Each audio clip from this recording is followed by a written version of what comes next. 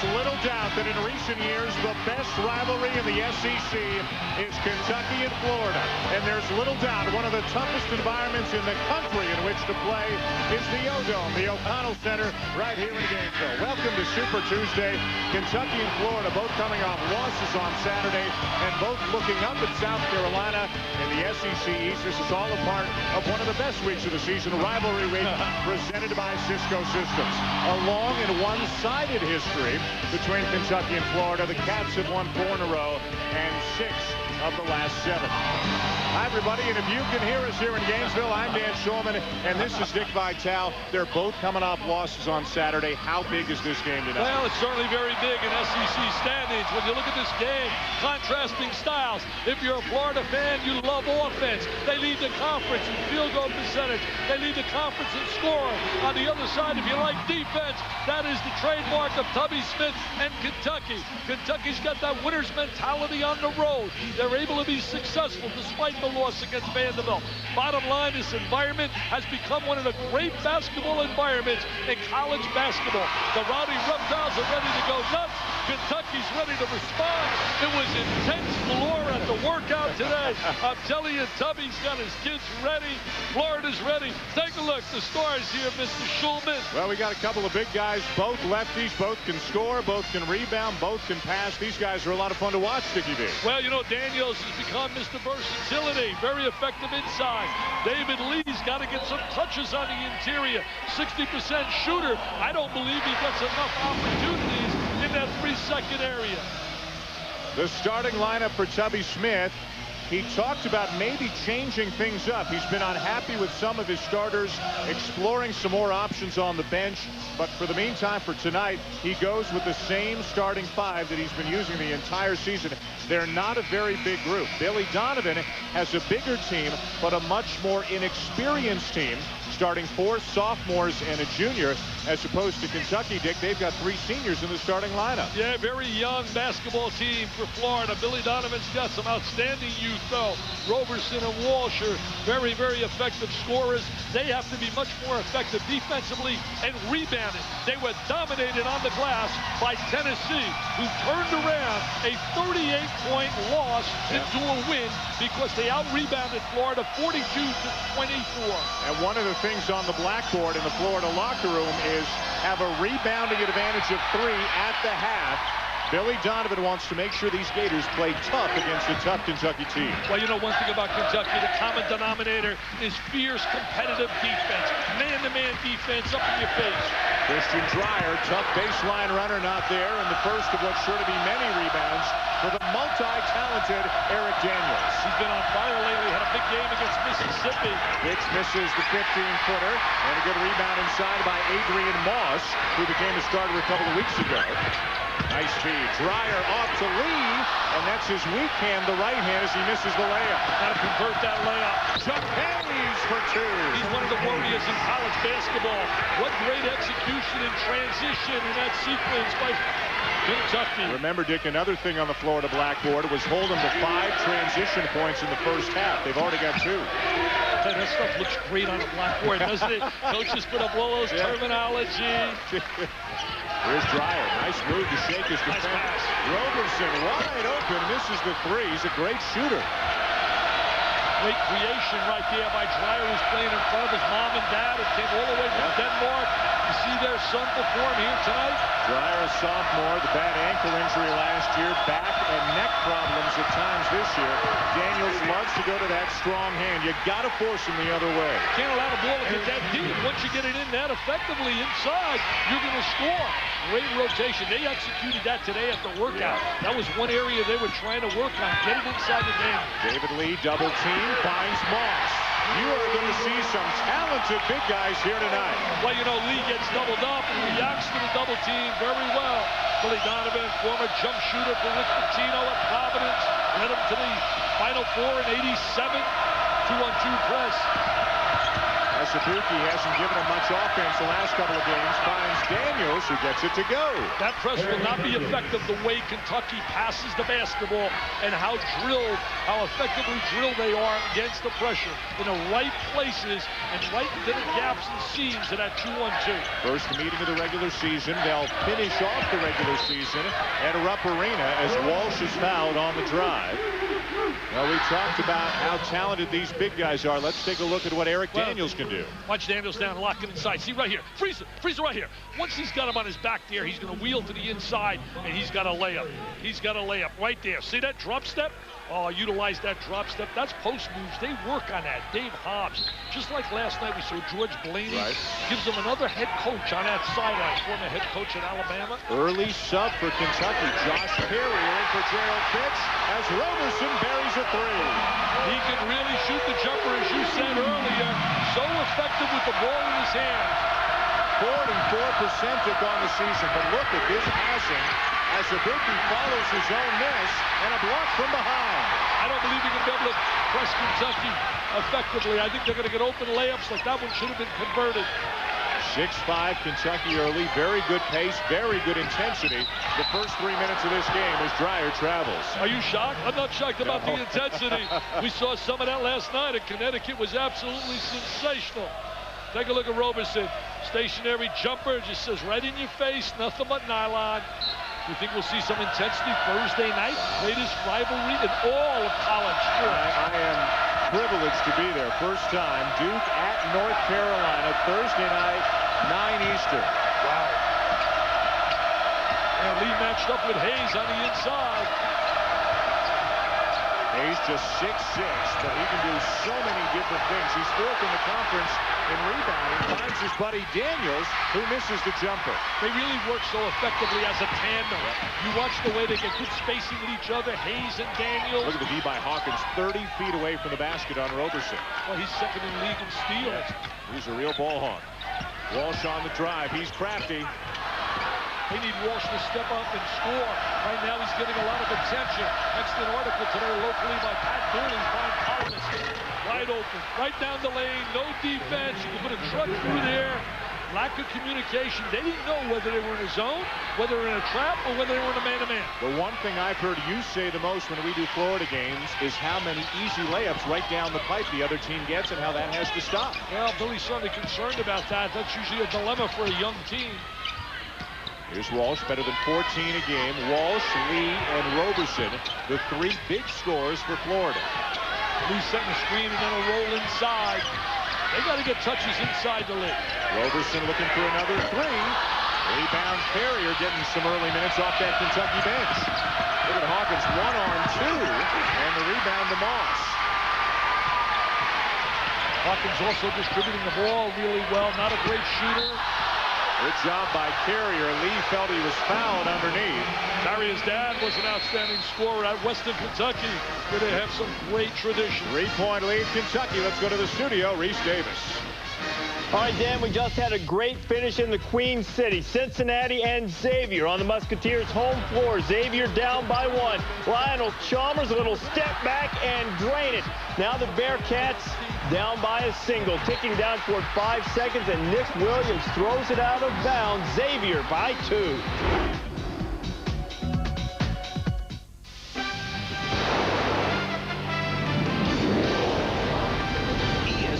Exclusive presentation of Rivalry Week is presented by Cisco Systems.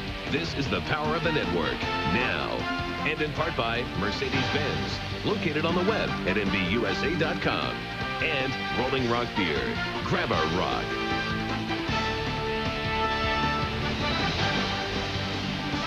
Well, the next 35.5 minutes or anything like the first 4.5, we are in for a special treat here tonight. Great action early here on Super Tuesday. This is all a part of Rivalry Week presented by Cisco Systems. Kentucky and Florida, two of the big-time programs in the SEC. Well, you know, talking about big-time programs, Cincinnati, who I'd like to see play Kentucky, gets beat. I mean, Reese Davis has it there. They get beat by Xavier in a great rivalry. Xavier really having not a good year this year. Cincinnati, a little slide, lost to Charlotte at home. I mean, Bobby Huggins not going to be a very friendly guy at practice tomorrow, Mr. Shulman. Texas Tech Now with a bit of a lead over Baylor into the second half. You saw, if you're watching the scoreboard on the bottom there, Florida State a 16-point win over Georgia Tech. Wow, how impressive is that, what Leonard Hamilton's doing? I said next year they're going to make big noise. They're making it this year. Bunnell Colas in off the Florida bench along with Lee Humphrey. Changed defense in the timeout. Tubby Smith went to the zone. They worked on that zone today at the shoot-around. A lot, yep. Brandon Stockton is checked in now for Kentucky along with Łukasz Orbchuk, the big 7-footer from Poland. Here's Carrier. Both coaches going pretty heavily into their bench. Hayes just inside the line, not there. Really struggling shooting the basketball lately, Kentucky. In fact, Fitch in their last game was 1 for 10 on threes, 6 for 19 overall against Vanderbilt. How about Fitch, Hawkins, and Daniels already on the bench? This is a group that has been playing a ton of minutes, but Tubby Smith meant what he said. He's going to find some options on that bench. I think he wants to rest guys also because they've had a tendency all year not to be able to sustain leads. They start quick, then they get worn down, and the other team makes a run at them late. Dreyer always looking to pass. Tough jump hook. Won't stay down for Colas. Dreyer passes it up. And Colas underneath. Boy, Dreyer looks like it's pass first, pass second, and then maybe I'll think about the shot. Well, he's an excellent passer. He really has great vision. He's got the size to look over the top of the defense. You're going to watch his pass, and he dumps it on the interior. Comes back out to him. He gets a second opportunity. And now watch his penetration. See right here. Freeze it. Right there. He creates the opportunity by coming into the gut of the defense. Excellent passer. He's got to be much more effective shooting the ball. Colas to the line, the senior from Miami, who had been starting until recently. You can see the numbers on him. Still getting a lot of minutes, even though he's coming off the bench. Free throw line. Florida shooting 72% as a team. You know, and that Vanderbilt loss, and they're a good basketball team. Yeah, Vanderbilt is very good, especially at home. Kevin Stallings got himself that was a big win psychologically that they needed. But in that game, Kentucky, Chuck Hayes got in foul trouble, and he was 1 for 7 from the field. Kentucky shot 3 for 19 from the trifecta. They are not a great three-point shooting team. Offensively, they have such good passing, such good spacing. They're able to get close to the basket more than most teams. Where do you see their perimeter game next year as Colas scores when they add Rando and Crawford and Bradley and Sparks, who's sitting out, a transfer of Western Kentucky. Oh, watch out, and if they ever get the big guy. How about your 6'8" big guy, Daniels, bringing the ball up against the press? How versatile is he? Used to be a guard in high school. Well, he's one of those guys who can play a lot of positions, excellent passer. I think one of the really keys for Kentucky is the way they pass the basketball. Humphrey the foul, his first. Whether it's Daniels, whether it's Hayes, the big guys pass the ball as well as the guards. Look at what Tubby's done. How good has Tubby been at Kentucky? It's been amazing, and Billy the same at Florida. I mean, this place was nowhere near the kind of spirit that exists. He has created an incredible environment. This has become one of the great environments in college basketball. Well, the students, the Rowdy Reptiles, had filled the sections behind us 2 hours ago. And we saw a couple hundred of them out on the street at 11 o'clock this morning waiting to get in. And I had a lot of fun with them. You tell me, isn't it nice that you're very shy? Rolls down the window as we're driving by to holler at him. Daniels with a sweet pass and a block by Lee. Great job by Lee. Rotating over. Excellent anticipation. Comes the way of St. Louis as the Rowdy Reptiles. Watch the rotation. Now watch Lee. See how he rotates over? There he is. Excellent timing. We saw the greatest shot blocker in college last night. Emeka Okafor. And a lopsided Connecticut to win over Syracuse. That wasn't a real Syracuse team. Not without Billy Edelin. Puts too much pressure on Jerry McNamara. Here's Dreyer handling the ball right now with Roberson on the bench. And the foul. He just loves to pass the ball. Very rare today that you get guys with that kind of skill that want to pass it. He's got to work on making shots and not even make his passing game a lot better. How good was Connecticut last night? Unbelievable. They were incredible. I'll tell you, I really think when you talk about playing tournament time, Jim Calhoun's team is going to be dynamite on a neutral floor. But they have to improve on the free throw line. I told you last night that I think if every team in the country plays to the best of their abilities, Connecticut is the best team in the country. When they're playing great, I mean, Villanueva, I know you were so impressed with him last night. You know, you did tell me that last night. You told me that 3 times on a plane when I was trying to eat my salad, you wouldn't let me eat it. Well, I don't get a chance to talk much during the game, so I got to talk to you after the game. You never give me any airtime. You, Musburger, and Russell Patrick, never give me any airtime. Where are you, Brad Nestle? More pressure from the Gators. And it's having an impact right here, and Kentucky has to use a timeout. He made that substitution. This club is a good club to press. This club here, not that club that started. As we celebrate our 25th season of college basketball, time now to flash back into the ESPN archives. It has been LSU all night long. They cut it to 20, as silly as that might sound. Harrison for three. Might be starting to make some sounds like they're going to make a run here. Unbelievable! Kentucky within three. McCarty for three. He got it! Incredible! Maybe one of the greatest comebacks I've seen in a long, long time. From 31 points down, a comeback by Kentucky. Look at Billy. Doesn't Billy look like he'd like to put a uniform on and get out there and play still? Well, he looks like he can play. He was some kind of shooter in '87. You had Donovan on one side. You got Steve Alford was another great shooter. That's a rarity now. If we look at great shooters, you think about Steve Novak, who made 8 threes for Marquette against Louisville. You certainly got to think about J.J. Redick, who we'll see on Thursday night from out of Duke. This guy Roberson here's not bad. Brandon Stockton stays in the game at the point. Again, Tubby Smith living up to his promise of using his bench more. We'll see if Florida can pressure Kentucky more, but Hawkins on the bench. See, I would come after them. I would really come after them with a lot more pressure. Antoine Barber into the game now as well. He made 3 big threes in the game against Mississippi. Shot clock at 2. Daniels gets it up in time. I tell you, he always seems to be in the right place at the right time, like he was in a scenario down there in Starkville when they beat Mississippi State, who has only 1 loss. We better start giving them some love. 18-1, and the only loss, as you said, at the buzzer by 1 point to Kentucky. And if I were voted for Player of the Year in this conference, it would be hands down Mr. Roberts. How about the move by Barber, and he is fouled. He went behind the back on the break right there. Came in so ballyhooed. They thought he was going to be a super player. You talk about Antoine Barber. Here he is right now attacking the glass. Was a sensational player in junior college. Wow. Had an injury at the beginning of last year after he was starting and never really recovered.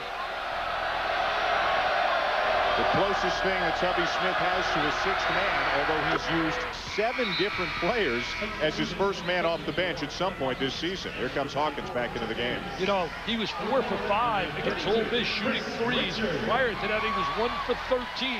People wonder where we get all those little tidbits. Scott Strickland and all their people, Mandy, they do a great job at Kentucky. Fred Demarest, does a phenomenal job at Florida.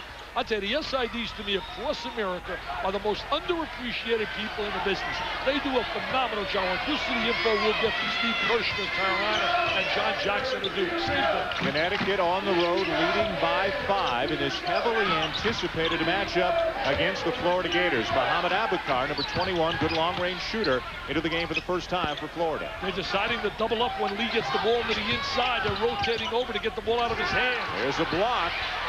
Daniels got him. Shot clock does not reset. Roberson for 3. And we've got a push underneath. It's going to go against Chris Richard.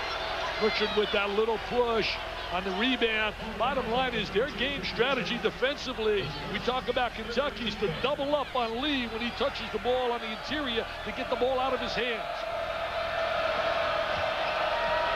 Here's Hayes helping to bring the ball over now for Kentucky. 8 minutes into the game, and Florida, the highest scoring team in the SEC, has only 7 points. I think the tempo right now, you got to give edge. Kentucky's got to like this tempo. Good job by Hawkins to draw the contact there. Roberson commits the foul, and they're going to call that a shooting foul. 2 shots for Hawkins. You know, Dan, tempo was so important. We talked about it last night, how Connecticut's game plan was to play at a quicker pace. And once the game got quick, they were able to blow it open. You have to really play to your strengths. And tempo right here is now the way of Kentucky. Some teams just won't let you play fast. Quick teams go in there against a team like Pittsburgh and try to play fast. They just won't let you. What a game that's going to be. Pittsburgh and Connecticut down there at Pitt. You talk about the physical ability of Pittsburgh. Hawkins misses a couple of free throws. Rebound Walsh. Walsh is learning now that he's become a well-known player, but he gets a lot more attention. He has to really work on how to get free and get himself in better position for good opportunities. Scoring is up this year, but shooting percentages are down for Matt Walsh. Look inside for Richard. He's a wide body. Dreyer again passes it up. Walsh for 3. Florida so good at making the extra pass, and there's a foul David Lee may regret later on in this game. They did a great job of reversing that basketball to get that open shot. Kentucky by 5 as we step aside. Dickie V's SEC breakdown when we come back to Gainesville after this.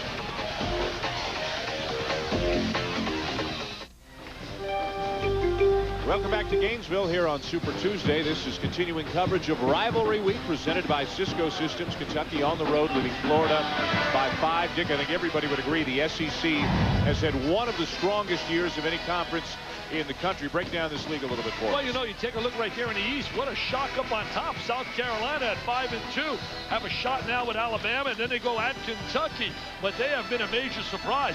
You have right now in this conference 5 teams with potential NCAA berths. I mean, Tennessee and Vanderbilt are in pretty good shape, but now they're all going to beat each other. In the West, it's been domination by Rick Stansbury's club, Mississippi State.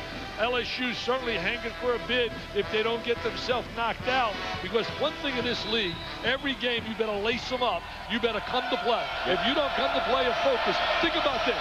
Florida wins by 38 over Tennessee at home, goes on the road and gets beat by a deuce. I think what might separate this league from some of the other leagues, yes, the top is strong, but as you say, the bottom, I mean, you go to Auburn, you go to Arkansas, you go to anywhere, and you go to Georgia, that's a tough team. Hey, Georgia beat Kentucky at Kentucky. That was a shock. So much so that Pat Dooley, the writer here, told people, I'll shave my head if that'll ever happen. It never will happen. He had to shave his head. He looked like you and me. The Hawkins 3 gives Kentucky an 8-point lead. Guy not known for his outside shooting, but he knocks it down. Take a look right here now. Freeze that, freeze that. Look how wide open he is. There's nobody near him. I mean, I can make that shot. Look at that, wide open. Not guarded. Where is the defense? Hey, nobody wants to look like you and me, man. I mean, Steve Rushin, a great writer for SI, is doing a write-up for me today about Bournemouth. There goes the layup. Wallace with a hard foul from behind. He's pleading his case to John Crockett. He's saying, I got all ball. You know, good play, though. Make him go to the free throw line. He had the easy layup. He went after the ball. Here's the steal. Watch this. Mitch keeps it alive. He's got a lot of family and friends here tonight. Looks like he got all ball. Yeah. Looks like he got all ball. Take a look right there. I mean, well, I don't know. Came back down on the arm. Depends on what angle you're looking at. I'll let you be the judge. You got 2 eyes. I got one. Gerald Fitch to the line for Kentucky. Boy, they're hurting themselves early here from the line, and they're a pretty good free throw shooting team. Both of these teams, in fact, come in at 72%. Gotta make free throws, especially on the road. You got to take advantage of those opportunities. Kentucky just grinding away, possession by possession. And if it was a close game, all of a sudden you look up, Kentucky's got a 9-point lead. Well, they've had a lot of leads. In fact, in every game this year, with the exception of 2, they have double-digit leads. But other teams have had a habit of making comebacks against them in the second half as they get worn down. Stamina's been a problem. Yeah. Not that their players aren't in shape, but that they don't have much of a bench. But Tubby Smith going to the bench more in recent games. And now Florida, a great offensive team. They sure don't look like it here tonight. That was a bad play right there by Lee. He had an opportunity as you look at the double-digit leads and what happened in the scenario. Incredible. UCLA was absolutely embarrassed, humiliated by a very poor St. John's team. Lost by 16 a few days ago, 71-55. Notre Dame struggling, really going to be tough to get a bid. They got 2 dates coming up with Connecticut. And the crowd trying to keep its enthusiasm. They need a little offense here from the Gators right now. Florida needs a stop to keep this thing at single digits. Pitch with the fadeaway, rebound Dreyer. This crowd was so electric before the game, but they got to help them out with the way they perform. Same thing happened in Maryland game here. They were fired up. Maryland got a big lead. That's when Florida was #1. They were #1 for a week last year, lost to Kentucky. #1 for a week this year, and then lost 2 games in the same week. Well, they were #1 last year. We went in there to do the game, and they were humiliated and blown out by Kentucky up at Rupp Arena.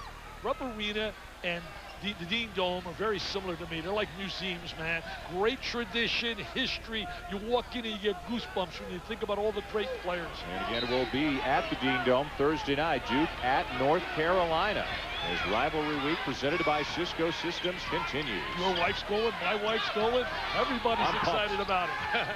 Roberson trying to use the high screen by Moss. And the catcher sent me a note. He said, I'm going too. What about me?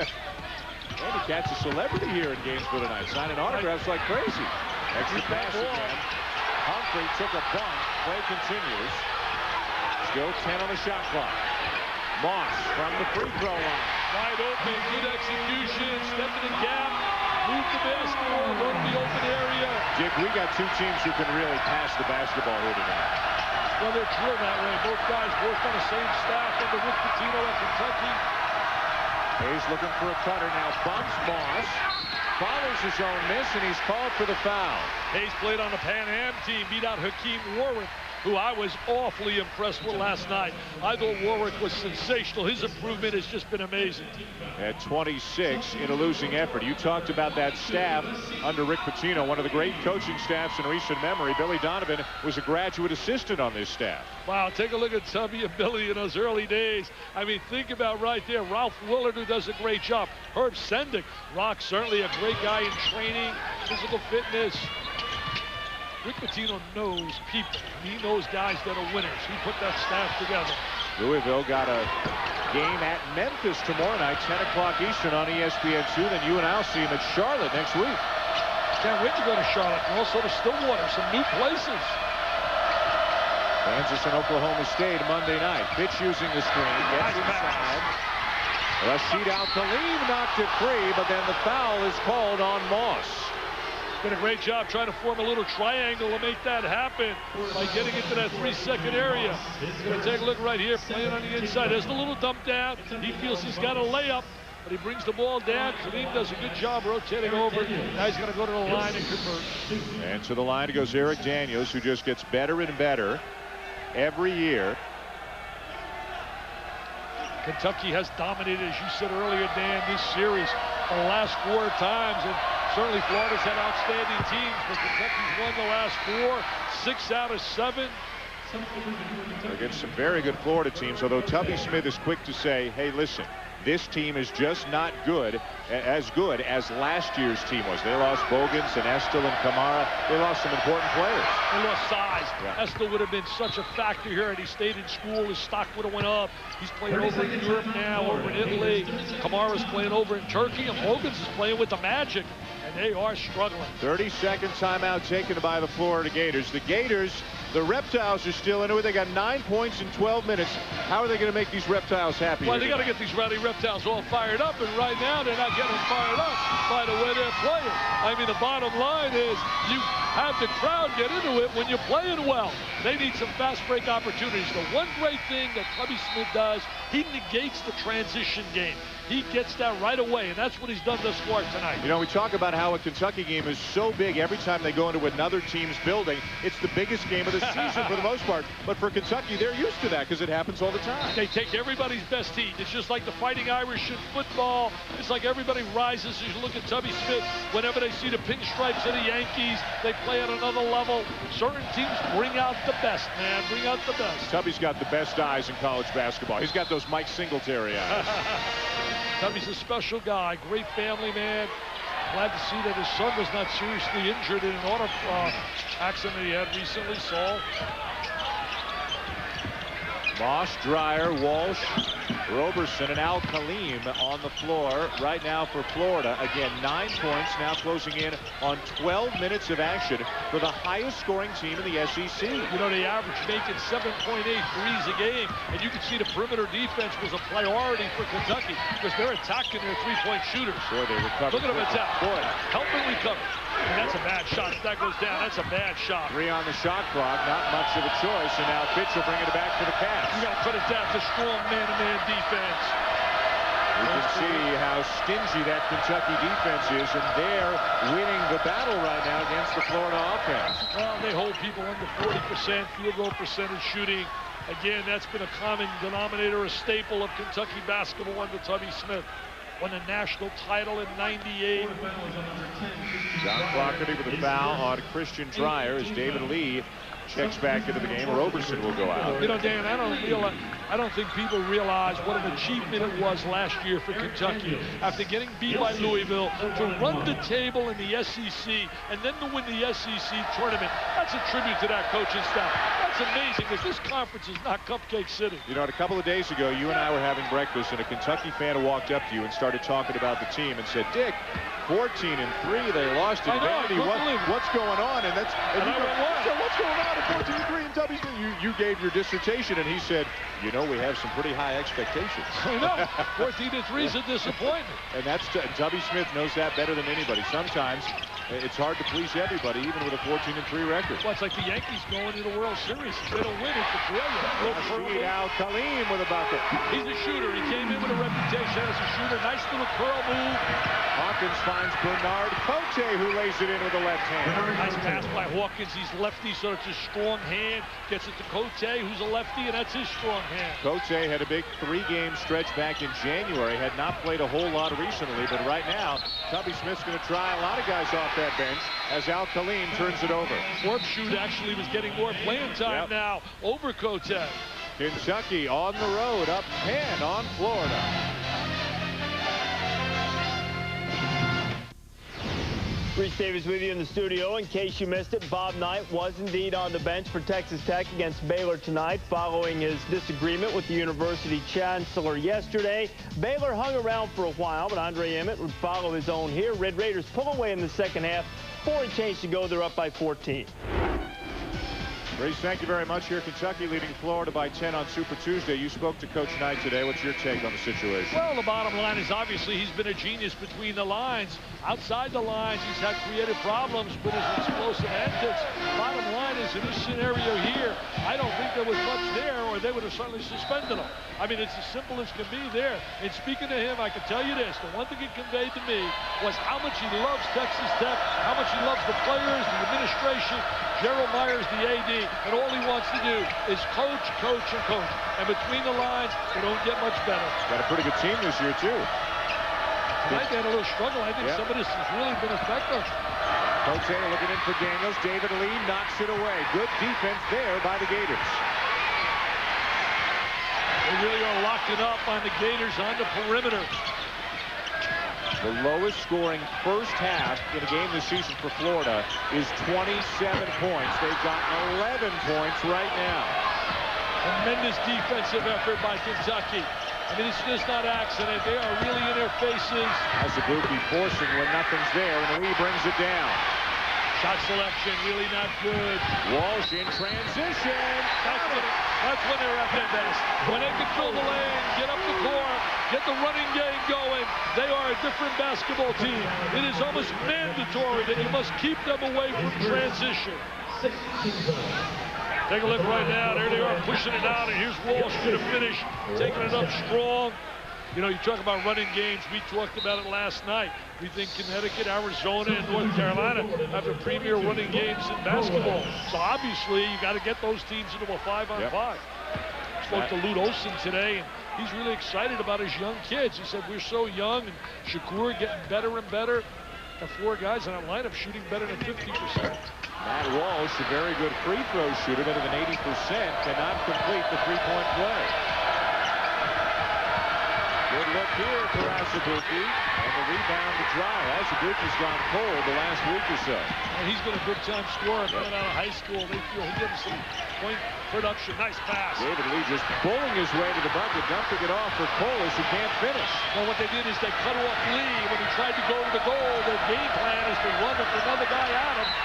Miscommunication between Cote and Azubuike turns it over. That's tomorrow night. It is NBA Wednesday on ESPN, and what a matchup as the Lakers take on LeBron and the Cavs in Cleveland. NBA Wednesday on ESPN. Coverage begins with NBA Shoot-Around at 8 Eastern. Hey, Dan, as I wrote in my book, and I said many a time, and I don't change, he is the best high school player I've ever seen on the high school level in my 25 years in ESPN. Just like the guy to my right, Dave Gavitt, is the most influential man in my 25 years. Dave Gavitt, former Providence coach, giving the color tonight for Westwood One here on radio. The architect, there he is, the architect of the Big East, and just a phenomenal guy. Has a great feel for intercollegiate athletics. Roberson off the screen, big shot. It's a 2 for Florida. But that was in rhythm. That was an excellent pattern.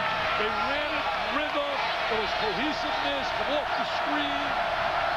Roberson with 5, and Florida back within 6. Trying to pick it up, starting to get a little Uncle Mo on their side. Fitch with a good look. What an answer there by the Cavs. He's made some big threes this year. Knocked one down against Carolina late in the game, and also Michigan State that were difference makers. 36% from beyond the arc this season. Now knocked away by Hayes, one of the better defenders in the SEC. That was a big three to go up 9.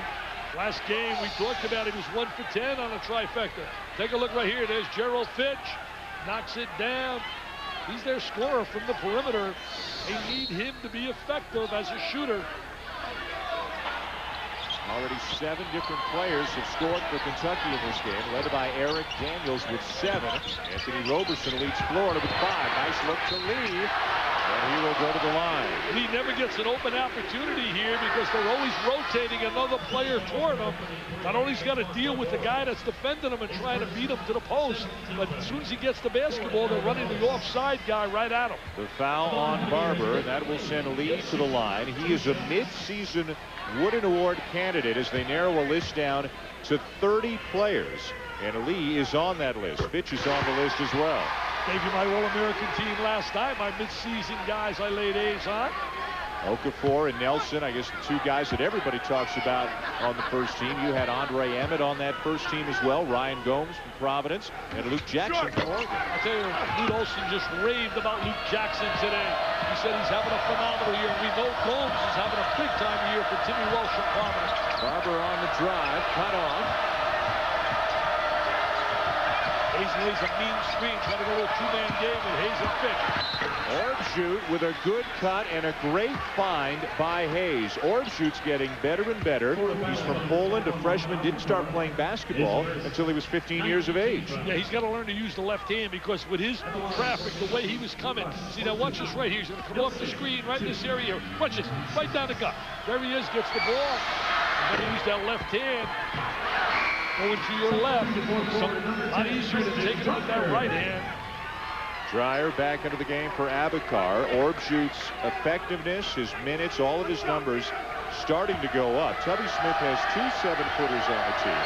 He has 7-foot 3-inch Shagari Aline, who does not play much at all. Orbshoot has improved more the last couple of months than Aline has. You know, I think Aline gets a lot stronger. You saw some good things he did in practice today. I think redshirting him would have been a good idea. Keeping him out for 1 year, developing his body, because they're going to need that size next year. They lose some key players. Yeah. Including Daniels at 6'8". For the most part, Daniels and Hayes, 6'8" and 6'6". That's the front court for Kentucky. Walsh from Lee. That's created because of the double team right on Lee, and he knows immediately that his buddy and his sidekick, the guy he runs with on the campus down here, wide open for that 3. And David Lee hollering up a storm to the other end to tighten up the defense and help the Gators back into this game. And that's leadership, man. When you're back there, you let your teammates know where to be on the floor. Wave it off. No basket on the shot by Hawkins. A foul going against Kentucky away from the ball, and it'll be Orbshoot. I see a little bit of a flow here starting to go the way of Billy Donovan in Florida. Number 2 on Orbshoot. Timeout on the floor. Donovan's Gators are back within 7 in what's become a real struggle. Rivalry week presented by Cisco Systems here from Gainesville.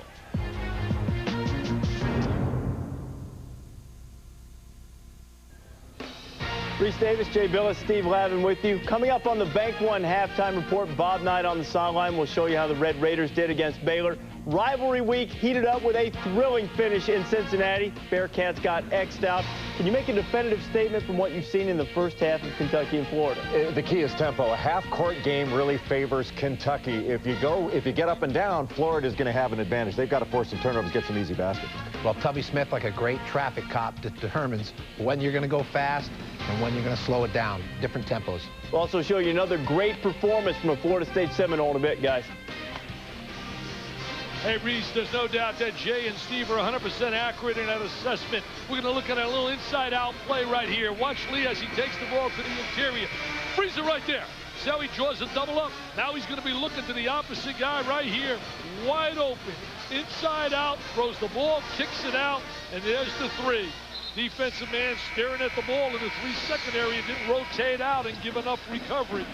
I don't know about you, Dick. Neither Lee nor Daniels are what you'd call classic back-to-the-basket big men, but the way they run, the way they pass, they do so many things. I mean, they're awfully entertaining to watch play basketball, these two guys. They're very versatile and multidimensional. They do a lot of things. They really grow on you as a player. The more you watch them, the more you appreciate their efforts. They were our Star Watch, and they're covering one another right now. Florida has worked it back to just a 7-point deficit late in the first half. Oh, there's a tough foul for Daniels to pick up. Hey, 7 for 21. That's 1/3, man. 7 into 7 is 1. 7 into 21 is 3. I taught the 6th grade. That's lowest common denominator. Take a look right here. Silly foul right here. You got to beat him to the basketball. Come on, Daniels got to know better than that. Just the first on Daniels, 1-1 for David Lee. I'll tell you, this game draws out a lot of big-time media people as well. I see Hubert Mizell in the house, outstanding writer from out of St. Pete. I see guys like Mick Huber from my hometown of Sarasota, great guy, does a phenomenal job. Cody Barnhart in the house from out of Atlanta. Dave Gavitt in the house working on radio. It's a big game. Jerry Tipton always at the control for Lexington, Kentucky, writer. Pitch returns. Carrier goes out for Kentucky.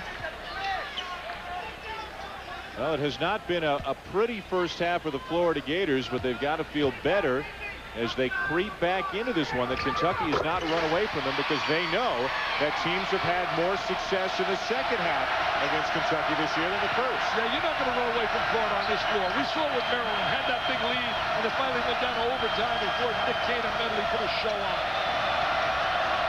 I mean, a lot better on the defensive end here right now, Florida as well. Hayes giving up some size to Lee, looking for Daniels. Barber with the weak side rebound. Barber's a kid that can give them a big lift. If he can give them some point production coming off the bench, they're looking for a guy to give them instant offense. Boy, does Kentucky know how to answer. Every time you feel the momentum really starting to shift, they come up with a bucket at the other end. Walsh trying to get on track. We saw him dominate against Arizona early in the season. How about that bounce for Roberson? He got to bounce his way because that was not an easy three. They defended that really well. They attacked the perimeter, had a hand in his face, and yet it still went down. Roberson's second three of the game, and the lead is down to 4, and it gets 6. What a nice little move. The reverse layup to the inside, uses the basket as a protection. The senior from Cincinnati, Eric Daniels, now the high scorer in the game with 9 points. I would love to see Cincinnati, Kentucky Player of the Year. That would be a heck of a matchup. Yeah, that's on the short list of rivalries you want to see that aren't happening. Lee double teamed again. Steal by Hayes. He turned right into the double team, though. No calls. Walsh goes down, and a double dribble is the call on Hayes. Take a look at Roberson right now. Look at the hand right in his face. I mean, the hand is up, the hand is in his face. That's all a coach could ask defensively. On the other side, look at Daniels. He should never be allowed to get that baseline. The first rule you learn as a defensive player is you lock that baseline up. Richard came over to double team him, and Daniels spun so quickly he got out of it. Hey, I'll tell you right now, I'm coaching. They sit next to me. 32? He's sitting next to me. Richard? Are you kidding? You can't give the baseline up. There's no way. I can understand guys missing shots, but you can't have those kind of breakdowns. Kentucky by 6, inside 2 minutes to go, first half. I was tough, you know. I was tough. Oh, I can imagine. You're tough now. Roberson with a miss, Moss the rebound. I'm mellow. That's my word for Mr. Knight. Be mellow as you get older. Mellow. That's yellow mellow. Roberson exploring. Here comes Moss with a high screen. Got a mismatch now. Always looking for that skip pass for the three. Deep range for Walsh. Won't go. Another rebound for Daniels. Just love playing that style of Florida. He'll give you the license to shoot the ball, Billy Donovan. Here's the trailer. Daniels, and he has him knocked away. And then Walsh, a foul on Hawkins, and Tubby Smith is going nuts right now about the call. Yeah, he thought Walsh used his free hand. He thought Walsh used his free hand. Look at Billy Donovan. You think these coaches are earning their mega dollars? Look at the intensity. Look at the motion. Emotion, baby.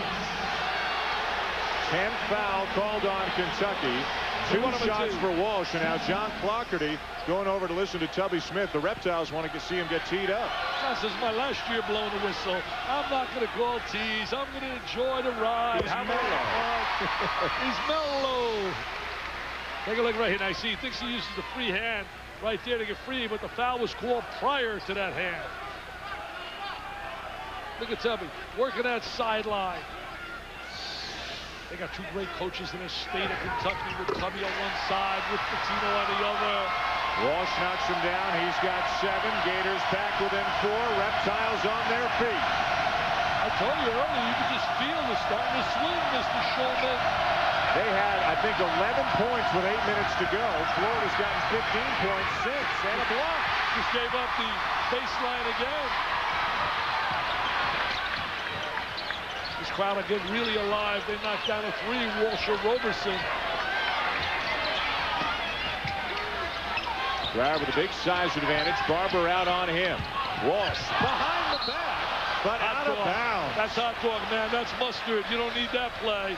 Don't need that play. That's a turnover. He's not happy with that play right there. Coming up at halftime, it's the Bank One halftime report as Reese and Jay and Steve will look at Bob Knight's situation. A great game in Cincinnati and a big win for Leonard Hamilton and Florida State tonight over Georgia Tech. He just took Matt Walsh out because that was a no-no. You don't need that kind of play there, man. That's great on a playground. That's great having fun with your buddies, but it's not great in a game against Kentucky when there's a lot at stake. 30-second timeout called by Kentucky. Walsh can do the spectacular, but also he can do those kinds of things every now and again that drive Billy Donovan crazy. Well, he agitated the fans down at Tennessee after making a big shot, got all on him. Got to be a little showbiz there. He's a tough player, though. The kid is really very competitive. He's a fierce winner. Thursday night, ESPN2 has a complete night of college basketball as Rivalry Week presented by Cisco Systems rolls on. Number 3, Connecticut, led by Diana Taurasi, taking on number 1, Tennessee at 7 Eastern. And then right after that, it's the number 1 team on the men's side, the Duke Blue Devils, J.J. Redick and company at the Dean Dome in Chapel Hill to take on May, Felton, the Cans, and the Tar Heels. It's all a part of Rivalry Week presented by Cisco Systems on ESPN and ESPN2. I can't wait. Well, you know, I talked to Art Chansky today, who's going to be writing a book about that rivalry, North Carolina and Duke. And I'll tell you something, down there in Chapel Hill, they don't lose too often. Roy Williams is going to build something special. I don't think there's any doubt about it. Carolina basketball has a buzz to it again. A 7-second difference between the game clock and the shot clock. Pitch for 3. Good execution. Nobody in his face. They rotate the ball over. He was really focusing on his shot today at the workout. The 1 for 10 will do that to him. Yeah, his second 3 that he's made in this game. Plenty of time for Florida to get a last shot off. Roberson, a deep 3. Oh, that'll give you a little more. That'll give you a little more. It's rivalry week. It's awesome, baby. Oh, what a big 3 right there by Roberson. That'll get you on your feet. That'll get the Rowdy Reptiles all excited. Smile, Gerald. You're still leading, baby. Oh, here's Robinson. He shot this from Sarasota, Florida. He shot that from my living room, baby. Third 3 of the first half for Anthony Roberson, and the Gators are right back in it, guys. Down by 4. Bank One halftime report. Reese, Jay, and Steve, take it away. All right, Dan, the Gators were still in single digits with about 7 minutes to go in the first half. A little offense. We've got a game coming in the second half. You'll hear from Jay and Steve in just a little bit. Well, Dan Marino, just 3 weeks after accepting a position created especially for him as senior vice president of the Dolphins, has resigned, saying it's not in the best interest of his family or the team for him to continue in that position. Also, the NBA has announced its all-star reserves. Most notable among the exclusions, LeBron James and Carmelo Anthony. James, one of 4 guys league-wide, averaging 20 points, 5 rebounds, and 5 assists. Got to pay your dues as a rookie. Sports Center coming up after the game. Much more on both of those stories. We continue on the Bank One halftime report. Bob Knight on the sidelines for Texas Tech. We'll show you his night in a bit.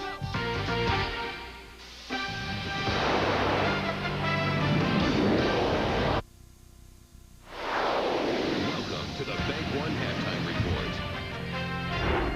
A late offensive flurry in front of the Rowdy Reptiles. Number 21, Florida back in it against number 9, Kentucky. 33-29 at the break. Glad to have you with us on Super Tuesday in Rivalry Week. Well, for most of the day, it appeared that Bob Knight would not be on the bench for Texas Tech against Baylor, a day after his public altercation disagreement with University Chancellor David Smith. But late in the day, it was decided Bob Knight would indeed coach against Baylor. No suspension would be in order for that disagreement. Instead, he would merely be reprimanded and greeted warmly by the faithful in Lubbock. Baylor, meanwhile, was fighting the Red Raiders. It's an 11-4 game here. Mikey Marshall ahead of the field. Looked as if the Red Raiders would blow it out early, but Baylor played tough.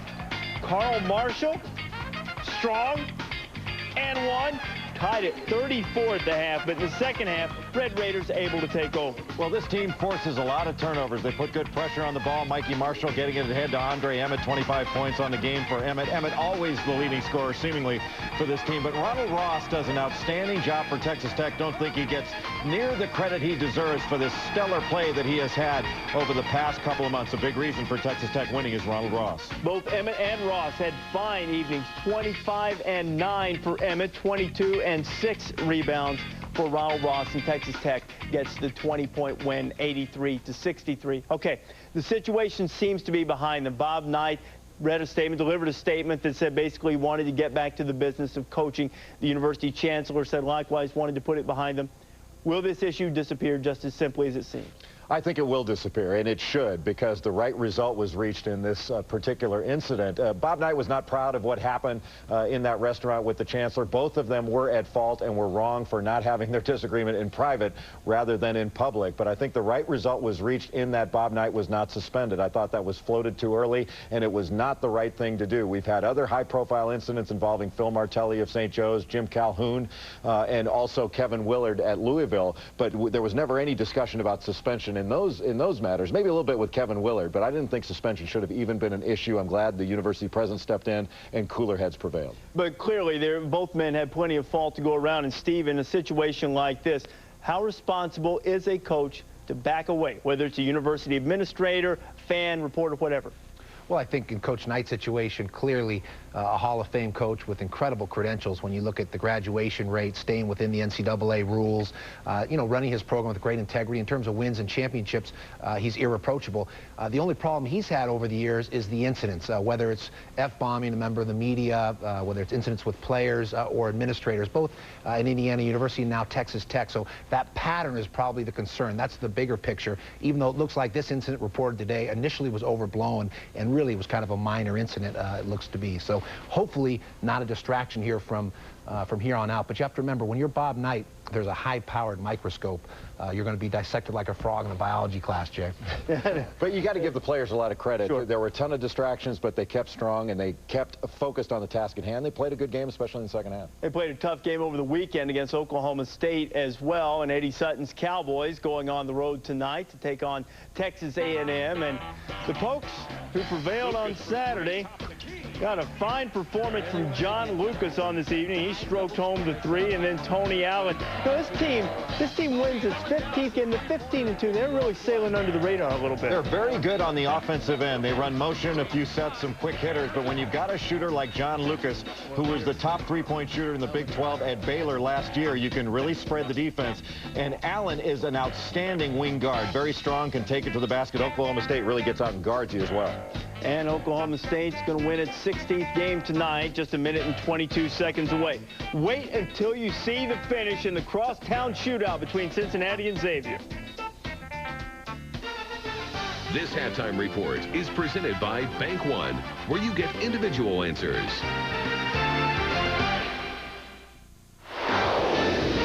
Welcome back to the Bank One halftime report.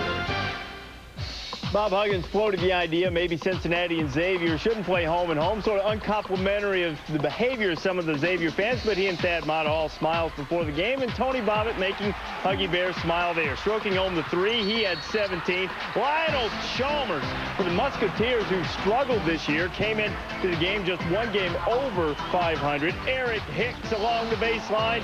Bearcats with a 3-point lead. Under 3 to go. Here comes Chalmers. Stroking. 66 all, under 30 seconds.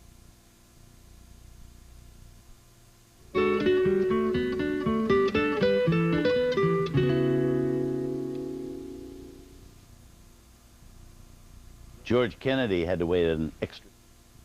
Cincinnati again, and sometimes it just seems like a team has your number.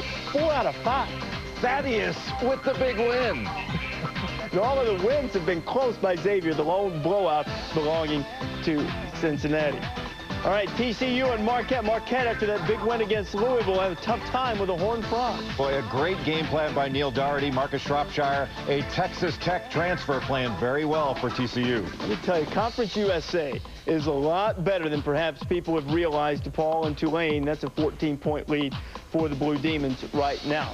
And we know how tough it is to play down in the Leon County Civic Center. Florida State taking on Georgia Tech. Tim Pickett, C the 3, B the 3. This is an athletic team. Pickett gets the steal, and Anthony Richardson will finish. Anthony Richardson, a McDonald's All-American. Tim Pickett leading the league in steals, and that is why great anticipation. But he is open when he's in the building.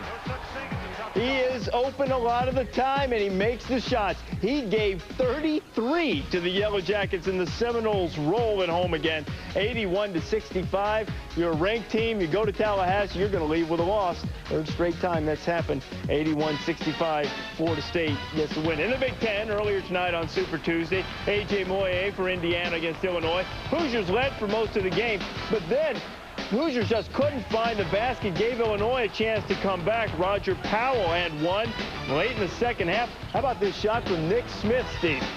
Big man that can step away from the bucket, old school Alvin Adams style.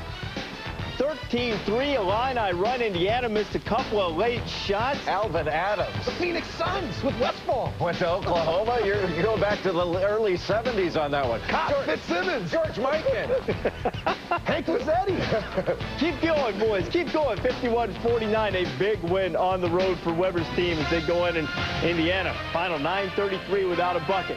We will continue. Rivalry Week presented by Cisco Systems on ESPN2. In the Big 12, Rick Barnes and the Longhorns welcome in Colorado at 8 Eastern time. And Louisville and Memphis at 10 Eastern. That ought to be a dandy. Eric Daniels had a strong first half for Tubby Smith. The Wildcats had a big lead. It's been trimmed to 4. Second half's coming. This halftime report is presented by Bank One, where you get individual answers.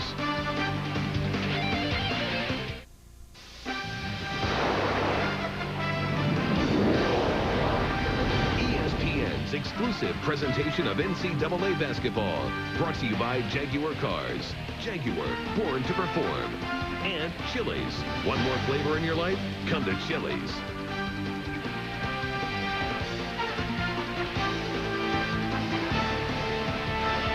Super Tuesday here in the SEC from the O'Connell Center in Gainesville, Florida, where the Gators made a late run to get back within 4 of Kentucky. Rivalry Week, of course, is presented by Cisco Systems. This is a great rivalry. And let's check out our game track presented by Cisco Systems. Dickie V, take it away. Well, you know, Eric Daniels certainly effective inside. Gets that baseline layup. But he shut down the baseline at 11 points on the interior. Very effective. And then for Florida, Anthony Roberson with a downtown trifecta. Shot that from Sarasota, Florida. 11 gave a little momentum now going in at halftime. That was a big, big trifecta. Now look at our first half stats brought to you by Chili's. Kentucky shooting 50%. Florida came in as the hottest shooting team, best shooting team in the SEC this season, but they're down to 35%. Kentucky with a narrow rebounding advantage. Kentucky always seems to dominate, Dick, in the paint because of the way those big guys, Hayes and Daniels, pass the ball between each other. They had a 5-to-1 ratio in the paint area there. Also, when we were in the locker room before the game, on the board, Billy Donovan said we must be +3 on the glass. They were -2. Hawkins at the point, running the show for Kentucky as we begin the second half. This is a big game of the SEC. Kentucky's 4-2, Florida's 4-3.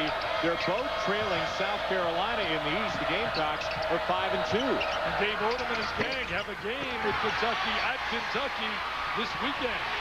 Daniels with a miss, Lee with a rebound. Mike's live in the house, the commissioner of the SEC. He's doing a great job at Conference USA.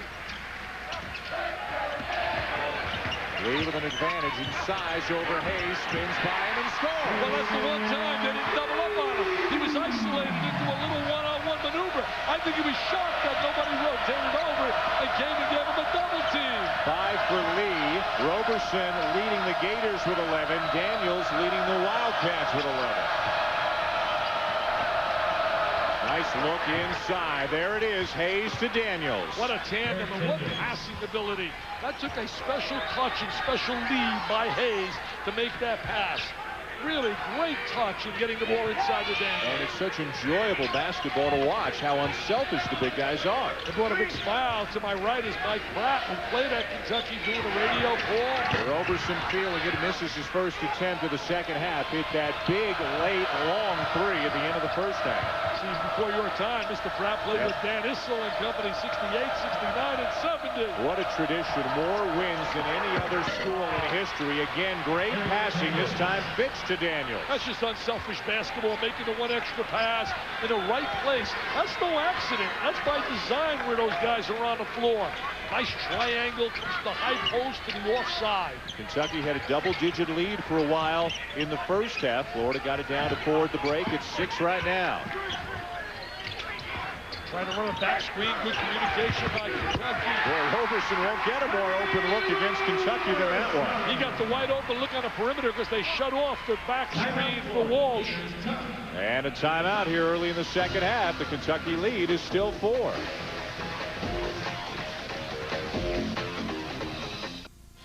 Well, the Reptiles are out in full force, as they always are here at Gainesville, but Kentucky has been very efficient offensively, Dick Vitale. I mean, the passing, the execution's been a thing of beauty. Well, they've been precise. They set those screens so firm. They really make it tough for you to get over the top of the screen.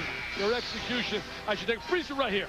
See the screen right here? Now he's going to run a curl move, and he's going to release and get the ball back. Watch this. Little screen. Now watch him release right here. No rotation over. He gets the easy layup. Just a simple lay of the screen, and they really work on precision in laying those screens. Fitch with the feed to Daniels. Daniels, who's a really modest guy, says, you know what, I just hang around and get garbage baskets. Well, he gets enough of them to score 16 points already here tonight. Hey, you know, you mentioned that win by Florida State over Georgia Tech, how real they are, beating the likes of North Carolina, Wake. I'm going to tell you something right now, man.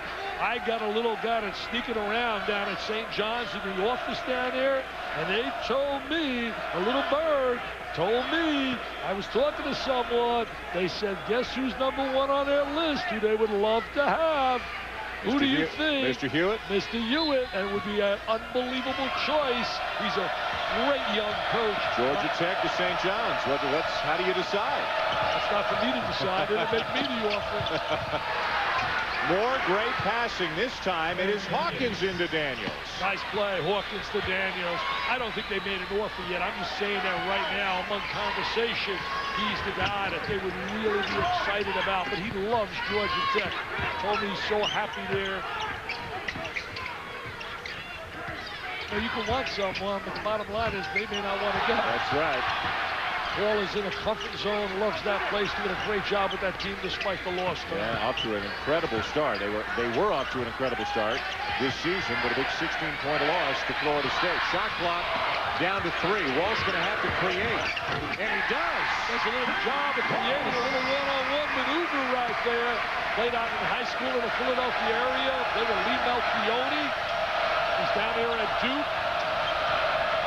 Good show there by Moss to slow Hawkins down. Let's watch the execution now for Kentucky. They've been so good here in the second half. And it had to be good because Florida's playing a lot better on the defensive end. They're really hustling a lot better. Fitch trapped in the corner. 10 on the shot clock. Walsh really working defensively. Azubuike, and a foul is called on Roberson. Walsh came over to him, so maybe you don't have to foul in that situation. The shot clock coming down. Number 2 on Roberson. Nobody in foul trouble for either team. And now Billy Donovan going to his bench as we get another look. Well, they lay those mean screens. He had to fight 2 screens right there. And Roberson gets a seat on the bench after that foul as Lee Humphrey, a freshman, comes in. A great three-point shooter. Missed 3 there by Hawkins, out of bounds, and a foul is called against Kentucky. And I mentioned Humphrey, pretty good shooter from the perimeter. Was really a kid that's come on as of late to earn playing time. As you look at Humphrey right there, almost had a dramatic script. You couldn't write any better. He's from the Knoxville area in Tennessee. They didn't recruit him and offer him a scholarship, and he took the last shot down two, hit the rim, and didn't go down. And what a story that would have been. In front of all his family and friends. But he has earned more playing time. It's been a pleasant surprise, as Billy Donovan. Dryer to miss. Another offensive rebound for Florida. Here's Humphrey. He can do that. He can do that. Oh, and I wish the one would have went down in Knoxville. He's earned his playing time. He went and played like with a bunch of guys in a rec center because he wasn't getting playing time to keep himself sharp. But he never stopped believing, chasing a dream. Follow those dreams, man. Believe, believe, believe. The Reptiles believe right now. Their team back within one, and they got the ball. Oh, this house is rocking, baby. What a great environment here in Gainesville. No double team on Lee. Goes right around Daniels. Can't play him one-on-one. Can't play him one-on-one. The double team was effective. Can't play him on the inside. You're going to love this, Dan Shulman. You don't get this feeling in baseball. This is incredible. College basketball. Rivalry week. Oh, look at the hustle. What a save by Walsh. No reset of the shot clock. Now John Clougherty says yes. He does want the shot clock reset. Billy Donovan doesn't like the call at all. John Clougherty takes charge when he makes calls. Whether he's right or wrong, what I love about him, he takes charge. He's in control, just like you're in control. The Gators in control right now. The Florida comeback, keyed by the three by the freshman Humphrey. That was...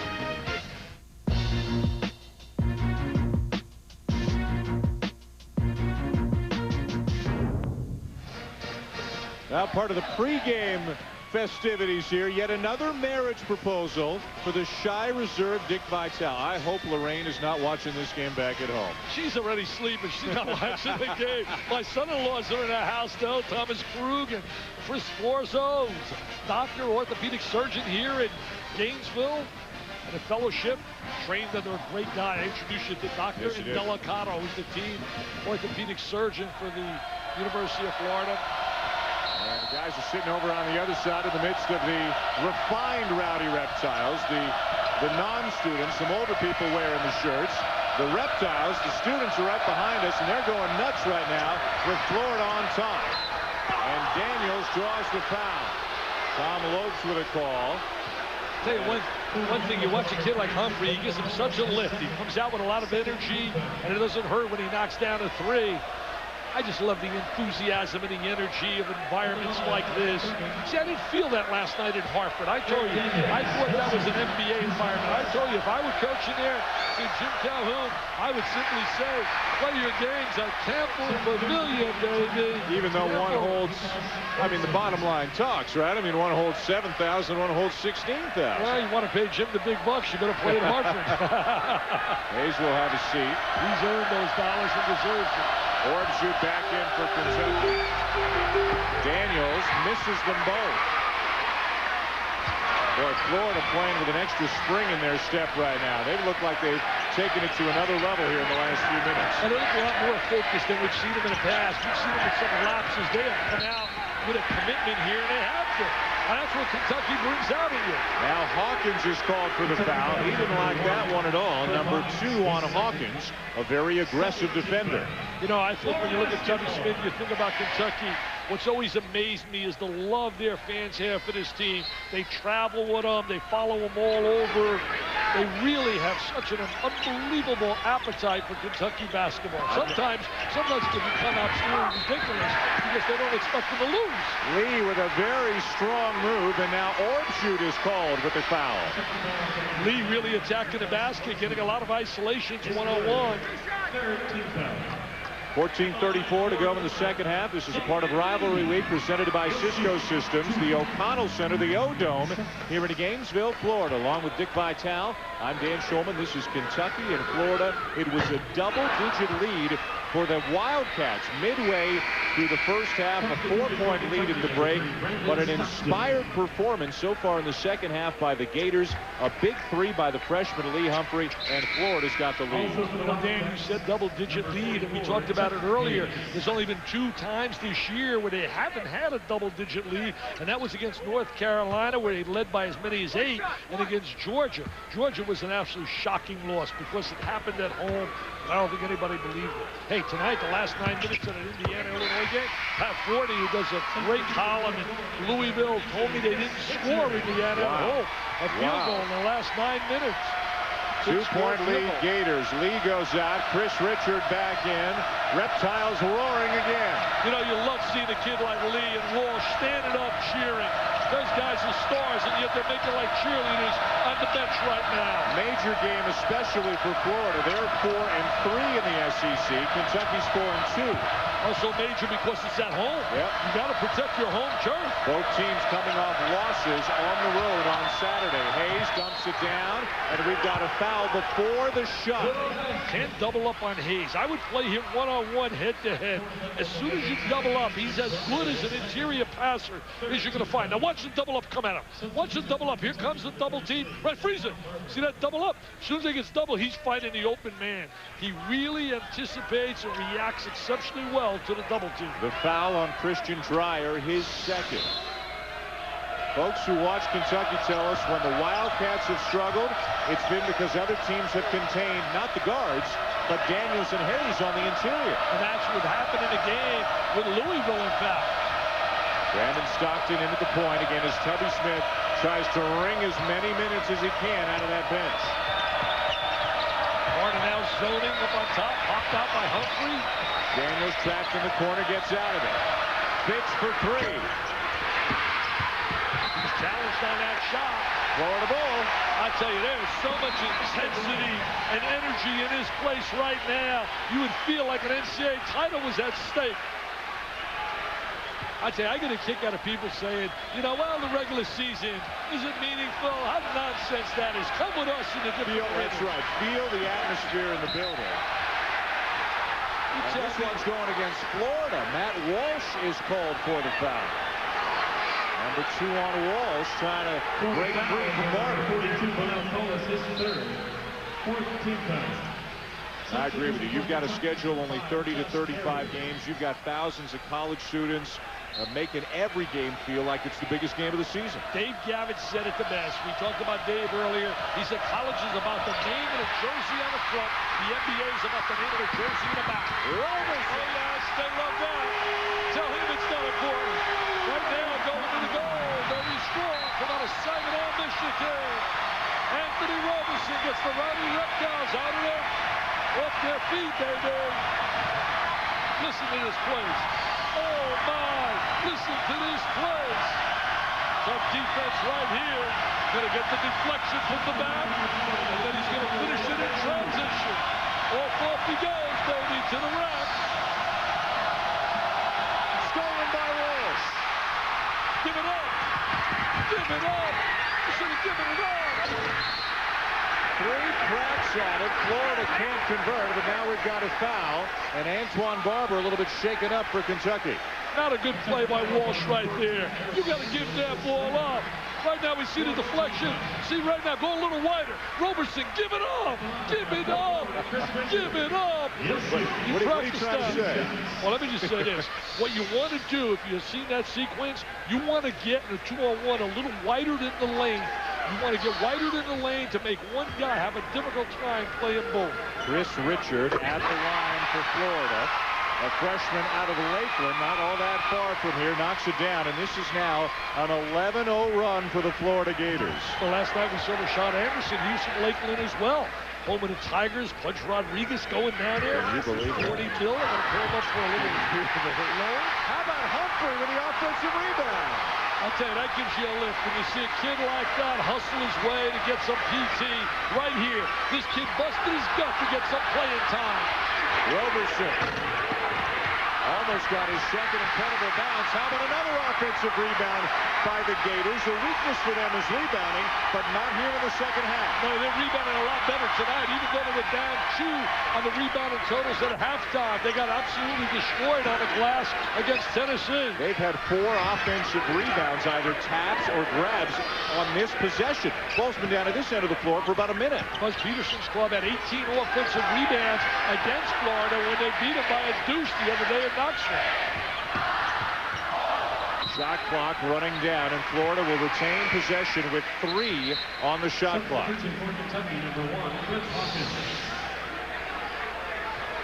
Take a look at Humphrey. A lot of hustle. There's no way that little guy should get in here to get that ball. No way in the world. You got to block out.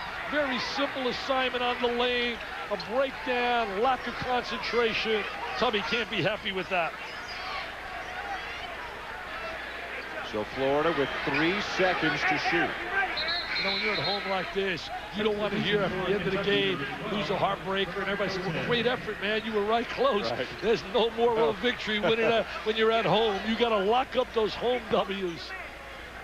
Kentucky with a win at Mississippi State. The only loss that Mississippi State has had this year. Walsh for 3. Big as that. Things are going their way, baby. Things are going their way. Listen to this place. I cannot believe it there. How this kid has been such a spark. Look at that hustle. Kentucky, though, comes up with a loose ball despite the hustle, and Barber's slam snaps a 14-0 run, but Billy Donovan still applauding. He's applauding the effort of Humphrey and his kids, scraping knees, diving for the loose ball. Foul on Barber. Barber's holding Walsh. Walsh is getting the crowd even more so into it. Great effort, great hustle by the Florida Gators here in the second half. And a little outside shooting doesn't hurt. Matt Walsh, and the Gators are up by 6. Wow, this is incredible. Bedlam here in Gainesville, Florida, with a great second half. They've turned a 4-point deficit into a 6-point lead. Dick, we've seen Florida a lot. I don't know that we've ever seen them play as hard as they're playing right now in the second half. Even though Kentucky got a dunk out of this, Billy Donovan, as you pointed out, applauding the effort of his kids. And when a team this talented plays with as much intensity as Florida's playing with right now, special things can happen. Well, they're playing with so much emotion. They're feeling that emotion, the adrenaline from the crowd as well. I've been observing to my right, about 2 feet away from me, Mr. Leach and Mr. Pratt doing a great job on Kentucky radio here right next to me. It's amazing. Everybody's up and going bananas here. It's such an effort by both these clubs, playing so hard. Major game, what a great week this is. Rivalry week presented by Cisco Systems. Some of the best matchups you'll see all season long. I tell you, I'm amazed the way the kid Humphrey is on playing time. He's working so hard. Double team on Lee. They force him into a line drive. Jump hook, and Kentucky comes back in a hurry. Look at the defense Humphrey played right there on Hawkins. Unbelievable. Here's the kid was a non-factor. We had him earlier in the year. He didn't get off the bench. I didn't know who he was. Who's Humphrey? Where did they find him? Only Humphrey I know is playing out there in Minnesota. I mean, look at him hustling right here on the ball. Look at him right there on the ball. Keeping the ball in front of him, making sure he stays between the offensive player and the basket. The foul on Chris Richard, his second. Helena Azubuike at the line for 2 for the Cats. Kentucky's not going away. You can trust me there. Here comes a big ovation coming for Humphrey as he goes out. Roberson coming back in. They got so much pride wearing that Kentucky uniform. You think about all the greats that have worn it tonight in the house. Kenny Skywalker had that great year under Eddie Sutton. The only thing that they ran into was Dale Brown pulled a miracle when Dale Brown's club bounced them out to go to the Final Four. More wins than any college basketball program in NCAA history. 7 national championships, 13 Final Fours, and they are part of college basketball's royalty. And then you had that injury to Derek Anderson, and it might have gotten another one in '97. That's right. Roberson, what a spin move! He's terrific with the basketball. He is terrific with the ball in his hand. I've said so many times, he just has to learn how to play without it, and that'll come. He's a young player. But with the rock in his hands, he makes music. Roberson now with 17. He's playing a lot better on defense and taking some pride on that as well. Azubuike double team in the post, kicks it out. And we got a call against the Cats. Look at Roberson, a little one-on-one against an outstanding defensive player. He beats him with a little spin move to the lane on Hawkins. Hawkins, one of the tough defensive perimeter players in the SEC. Dick, that was a 3-second call on Kentucky, turning it back over to Florida. Here's Dreyer. They need his jump shot. Oh, how big that is for his confidence as well. He has passed the ball exceptionally well throughout the season, but has not been able to make the shot from the perimeter. His first points of the night and the largest lead of the night for Florida. And created by a good effort defensively. Nice cut here by Daniels. He's got 19. I love the way he moves without the ball. One of the things we talk about so often, to have an efficient offense, you must have players move without the ball, and they must move the ball. Kentucky with their 5 starters in the game almost all the time. Will they be able to find the energy to mount a comeback? They've been doing it all year. Dreyer again. Oh! If he finds that J, baby! His parents are in the stands, not a Denmark. They travel all over to come and see him play. You think that brought a smile? Made that trip worth it to mom and dad? This. He fouled him. He fouled him. No doubt about it.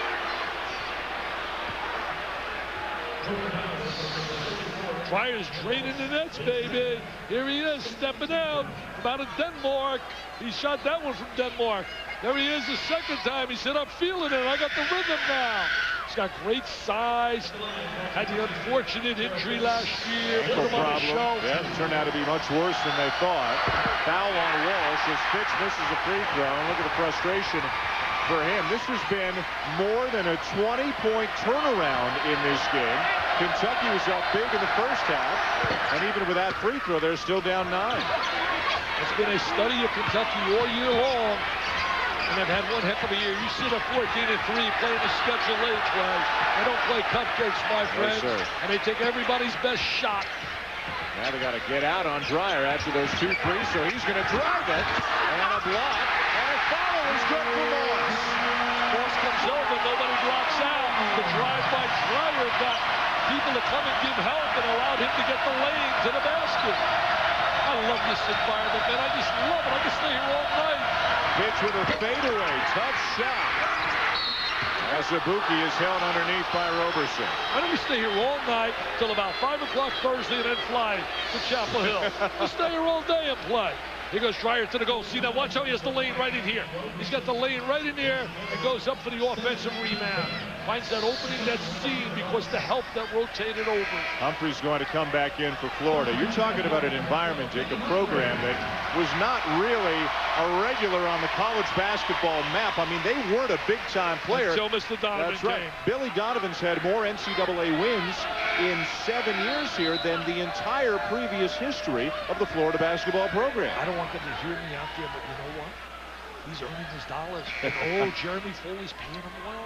In fact, more than the football coach. Oh, really? Don't tell anybody that. More than the football coach. Maybe I'll go see Billy for a loan. They fill this place each and every night. And the Florida Gators, of course, with a trip to the national championship game when they lost to Michigan State back a few years ago. 5 straight trips to the NCAA tournament, and it shows no sign of letting up anytime soon. You saw the top wall filled up there. Al McGuire used to say it best. When he walked in the arena, he looked at the top row. If the top row was filled, he knew he did his job. Well, we're going to see some banners in a couple of nights up in Chapel Hill. I know that. Whoa. Nobody does banners like the Tar Heels. They got banners. They got All-Americans, Player of the Years. Just great tradition. 8 miles apart. Duke's got its share of tradition, obviously, as well. 2 great coaches, a Hall of Famer and a future Hall of Famer, going head-to-head for the first time in the rivalry of Duke and Carolina. They certainly have met during the battles of Duke and Kansas. 9 o'clock Eastern, Thursday night on ESPN2, right after Connecticut and Tennessee. On the women's side, number 3 against number 1 at 7 Eastern on ESPN2. I think there's no doubt in my mind this conference is going to get 6. I mean, the level of play here versus what we witnessed, let's say, when we were at the Big Ten, not even comparable. Not even comparable. Every team dangerous. We talked about it. Georgia dangerous. Arkansas dangerous. South Carolina having a great year. Alabama at home. Oh, what a great inside out. That was a great play and pass by Lee. They don't get the conversion, but it's the right opportunity. You talked about a big game this weekend. South Carolina at Kentucky. That's a real tough test for Dave Odom's team to see how good they are. I'll tell you one thing, Davey Odom has proven that his club's been able to win on the road. Everybody thought early, Cupcake City, but they've been able to win on the road. What about St. Joseph? Phil Martelli just rolling on. Had a big win last night over Villanova to remain unbeaten.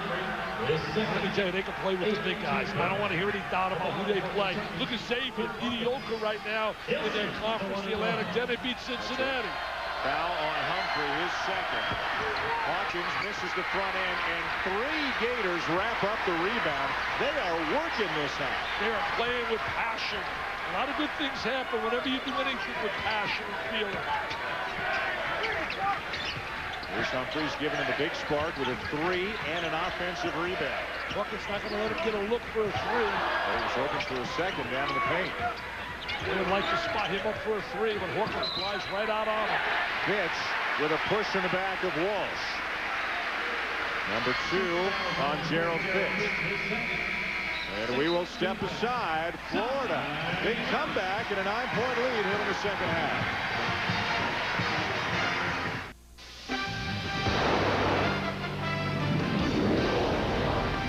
ESPN's exclusive presentation of Rivalry Week is presented by Cisco Systems. This is the power of the network. Now, and in part by Rolling Rock Beer. Grab a rock. Time now for Shooting the Rock, presented by Rolling Rock. David Lee and company were held to 9 points in the first 11 minutes of the game. Struggled the whole first half. 61% in the second half. And Florida's got a 9-point lead. 7:47 to go as they try to defeat Kentucky. They've done a better job of moving the basketball and getting the ball in the right place to the right guys. Lee one-on-one inside early in this half was so effective, and Dreyer knocking down those 2 threes. Billy's got to be really pleased with the unbelievable effort they're making on the defensive side as well. Kentucky has scored only 15 points here in the second half. Kentucky's ready for this. 13 straight years winning more than 20 games. Humphrey. Because he can shoot it. That's why he's on the floor. Give him some hustle and energy defensively and shoot the 3. Barrier in the game for Kentucky. This is him with the ball. He can shoot it as well. I love the way. Look at his stance defensively. Look at his stance defensively. I mean, square, face to face, balance, balls of his feet. Double team on Daniels. Open man Barber. Not there. Rebound Moss. He made 4 out of 5 against Mississippi. 1 for 13. The rest of the year, Mr. Barber, high school superstar in Kentucky. Trying to spread the court right now. Dreyer operating as a point guard with Roberson on the bench. You can invert Dreyer because of his size. Some back screen they ran. Here comes Dreyer again. Now Walsh looking to get free on the baseline. Here he is in the corner. Pump drive, and hangs and it goes. Nice medium range shot. He's a scorer. He's not what you would call an automatic long-range shooter. He's a little streaky from the perimeter. Very capable, but he has scoring ability. 14 now for Walsh, right at his average. Hayes feeling for the contact, draws the double team. Great cut by Barber. I tell you, Antoine Barber without the ball from the backside, but again, who created the opportunity? Mr. Hayes. Hayes and Daniels, so tough, passing out of that double team. Kentucky back within 9. We near the 6-minute mark here in the second half. Daniels has been really hot the last 3 games, 19 to 31. He's got 19 points here tonight to lead Kentucky. Now Barber called for the touch foul, number 3 on him. Walsh really now trying to come off the screen. Didn't run his man close enough to the screen. Now he gets another screen in the corner, and now he puts it to the deck. A little isolation, a little one-on-one. He's going to beat him in a one-on-one maneuver, medium-range jumper. And Roberson said, look at him cheering. He says, yeah, that's my man. That's my man. Walsh working hard for that bucket. Christian Dreyer, all of his points coming on those back-to-back threes within about 30 seconds earlier in the second half. Tubby Smith has coached now 10 straight NCAA tournaments, man. I mean, what a list of active guys with 10 or more trips. Olsen with 19, Roy Williams 14. Bob Huggins with 12. And then Tubby and Gary Williams and Kelvin Sampson with 10. Tubby, a lot of success at Tulsa and Georgia before coming to Kentucky. Good tough D on the perimeter by Polis, but now he is called for the foul. Boy, Hayes is tough. If he wants to take a big guy out on the perimeter, he's got the ability pretty much to go by it. For Polistic, that's number 4. And he's so strong physically. Hey, we're seeing some environments. I can't wait for Stillwater. They won again tonight, Oklahoma State. Big game for John Lucas as Oklahoma State wins on the road at Texas A&M. They've been outstanding. They really are under the radar. But Eddie Sutton, who coached at Kentucky, has done a magnificent job there at the helm of Oklahoma State. Chuck Hayes with a quiet night offensively. That's just his 4th point. But he's done a great job passing the ball. His presence has made Daniels that much more effective. Some nights it's Hayes making Daniels better. Some nights it's Daniels making Hayes better. See, with the ball in his hands right now, he's very effective. We have a tough time taking it away from this kid.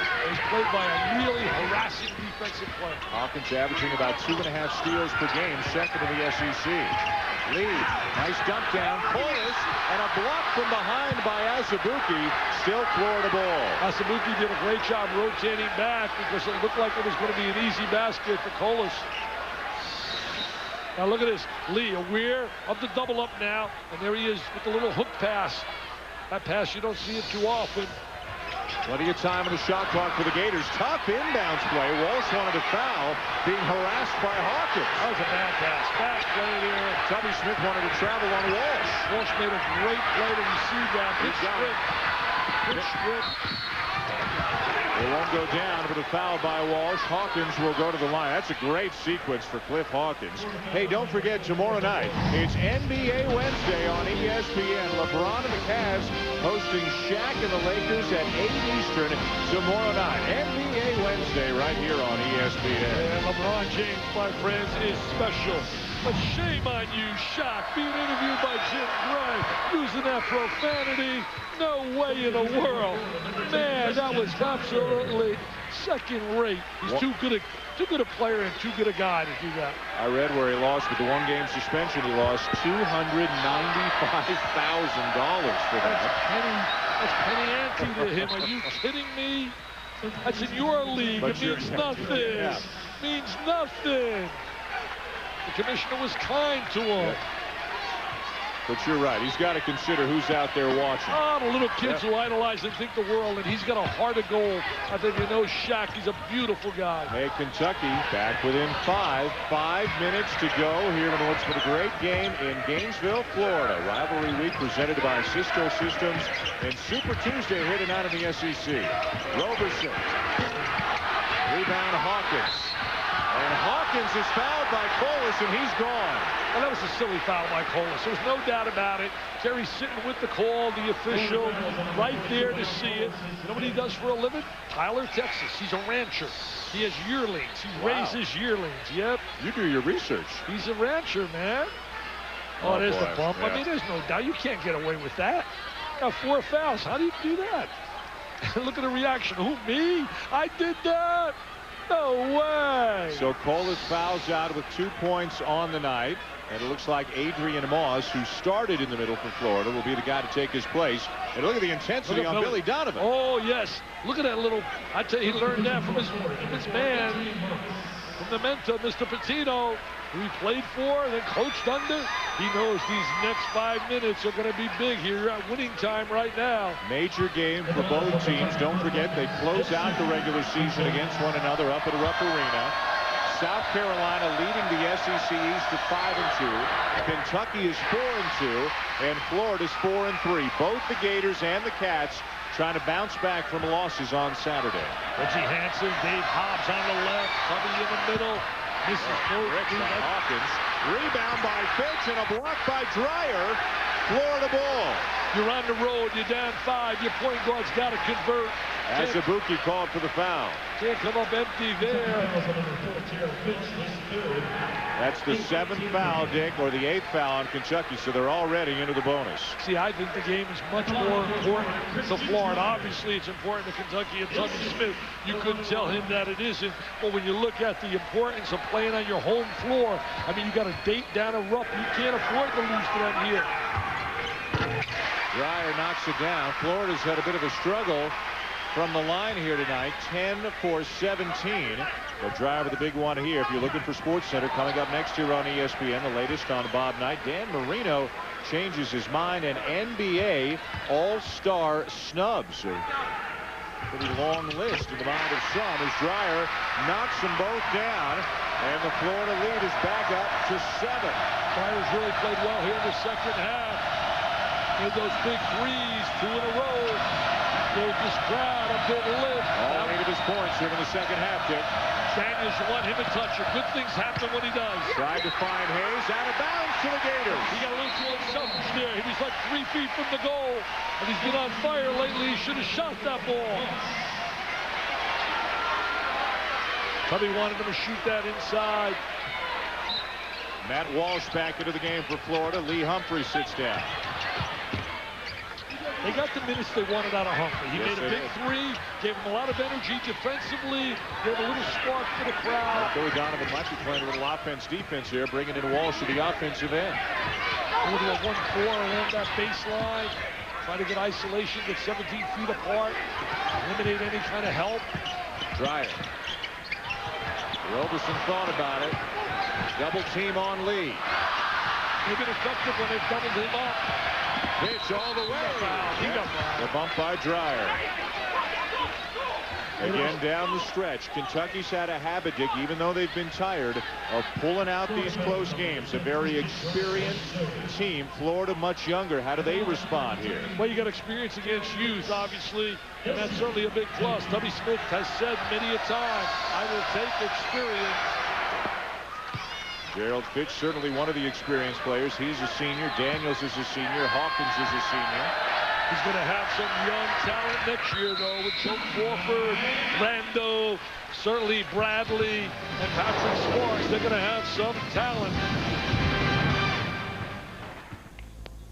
Reese Davis with you. After Texas Tech beat Baylor tonight, Bob Knight gave his version of his public disagreement with University Chancellor David Smith, including a discussion he had with his wife on Texas Tech's decision not to suspend him and what he might have done had they decided to suspend him.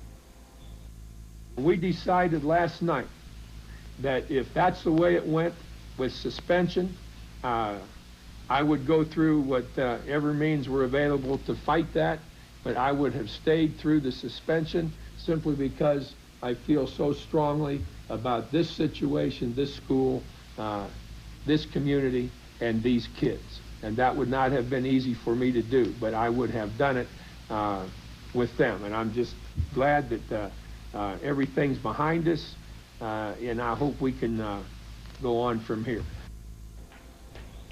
Knight left that afterwards, did not take any questions about the incident. Much more coming up on SportsCenter. Bob Knight's situation immediately following Kentucky and Florida, guys. All right, Reese, thank you very much. Bob Knight sounding more relieved than anything else, maybe to try and put this behind him. We heard from him, and he told you on the phone today how much he enjoys coaching this particular group of kids down in Lubbock, and now he just wants to focus on basketball. You know, obviously over the years he's made major mistakes. His outburst with Fran Fraschilla is a no-no. But the bottom line is, I never heard him so absolutely positive that he felt he was innocent in his scenario. And also the fact he just kept emphasizing how much he loved coaching at Texas Tech and the kids he was coaching. You saw the Florida drought. Kentucky has whittled this lead down to 5. Now Hawkins of Kentucky is called for the foul. This rivalry revisited. Eric Daniels, who's getting better and better every year, had not done a whole lot against the Gators in previous years, but tonight is the high score in the game.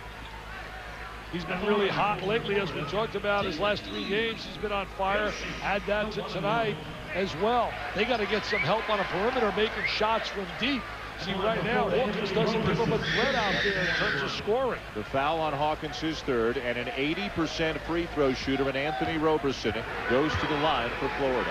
Now, Hawkins made a big three that they needed to send the game into overtime against Tennessee, but they ultimately came out and pulled out.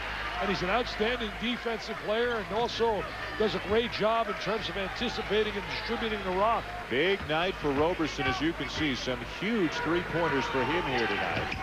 But you know what? Those 2 free throws are as important as anything he's done all night long. Exactly. You get to rely now. You get down to the last 4 minutes. You got to make free throws, baby. Special situations.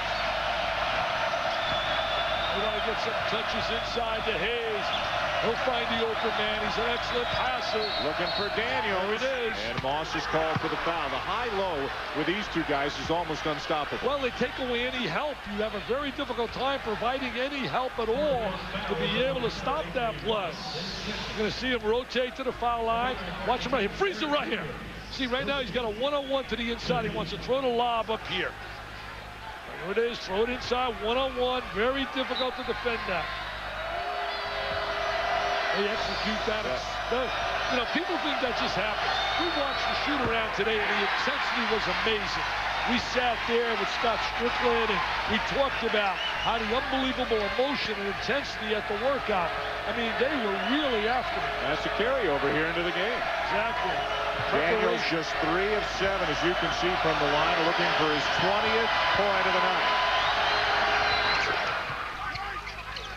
Didn't come in with a big reputation. No. Came out of high school, was not a McDonald's All-American. Full court traps. Full court trap right here. And a timeout taken by Roberson. And now Eric Daniels is limping. I don't know what happened to Daniels. Something left foot or left ankle, and he's hobbling around near the Kentucky huddle. That's major. They need his experience on that floor.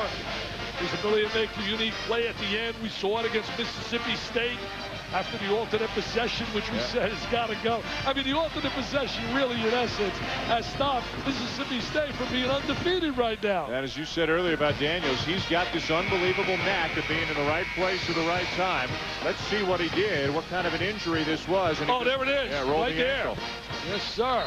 Turned that ankle. Hey, partner, it's been a lot of fun. I'll tell you, we had a good time last night, though it was a rout for Connecticut. We saw a great team sort of perform exceptionally well, and tonight hasn't disappointed us. And I know it's not going to disappoint us on Thursday, and I know I'm going to feel the same on Saturday when Arizona and Stanford hook up. But you're not going to be there with me. I'll be watching. Mr. Musburger. I'll be watching. Thursday night, what Dick's talking about, Duke at North Carolina, 9 o'clock Eastern time over on ESPN2. Bonus, double bonus, in fact, and the next foul both ways. Timeouts remain for both teams. Can Florida break pressure and have good possessions at the offensive end? Well, you know what they did there? They put the ball in Dreyer's hands. The reason? Great passer, but great vision because of his size to look right over the double team.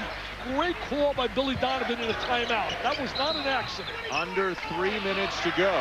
John Clarkerty way on the other side of the floor has a foul on Kalena Azubuike of Kentucky, his second. And that'll be 2 shots for Florida. See, they came out of the timeout and they made sure they went right to Dreyer. See right there? He threw right over the top of the defense. Great size, looks right over the top, and they're able to break the pressure. Now you got to convert on that free throw line. Coach has done what he's supposed to do, get you the opportunity, and now you got to take advantage. Well, Dick, 4 of the 5 players on the floor for Billy Donovan right now shoot free throws at least 76%. So they figure to be in good shape if it becomes a free throw shooting contest. Well, they got some great shooters coming in next year, too. Corey Brewer's coming in, Torian Green, Sidney Green, former NBA player's son. Tito Horford's son's coming here. Al Horford as well. Hey, Matt Walsh has 16 points all of a sudden in this game. Now they rotate, come out of the man-to-man, go to the zone, make him take some time off, and make him shoot some tough shots. Daniels throws up the prayer. Dreyer battling for the rebound, but Kentucky comes up with it. Azubuike, a big 3. That's a monster 3. He is a threat from out in the wing. I thought it was a good decision going into 2-3 because Kentucky, one of their liabilities is shooting from the perimeter. 3 for 19 in their last game in that loss against Vanderbilt. That 3 by Azubuike cuts the lead to 5. Kentucky tonight Not shooting the three much at all, but Azubuike with a big one there, and now Billy Donovan doesn't like what he sees, so he calls a timeout. 30-second timeout for Azubuike comes up with that loose ball on the wing, squares his body, was a big-time scorer, a prolific scorer as a Scholastic star. Don't forget, after us tonight at Sports Center here on ESPN with John Anderson and Scott Van Pelt coming up.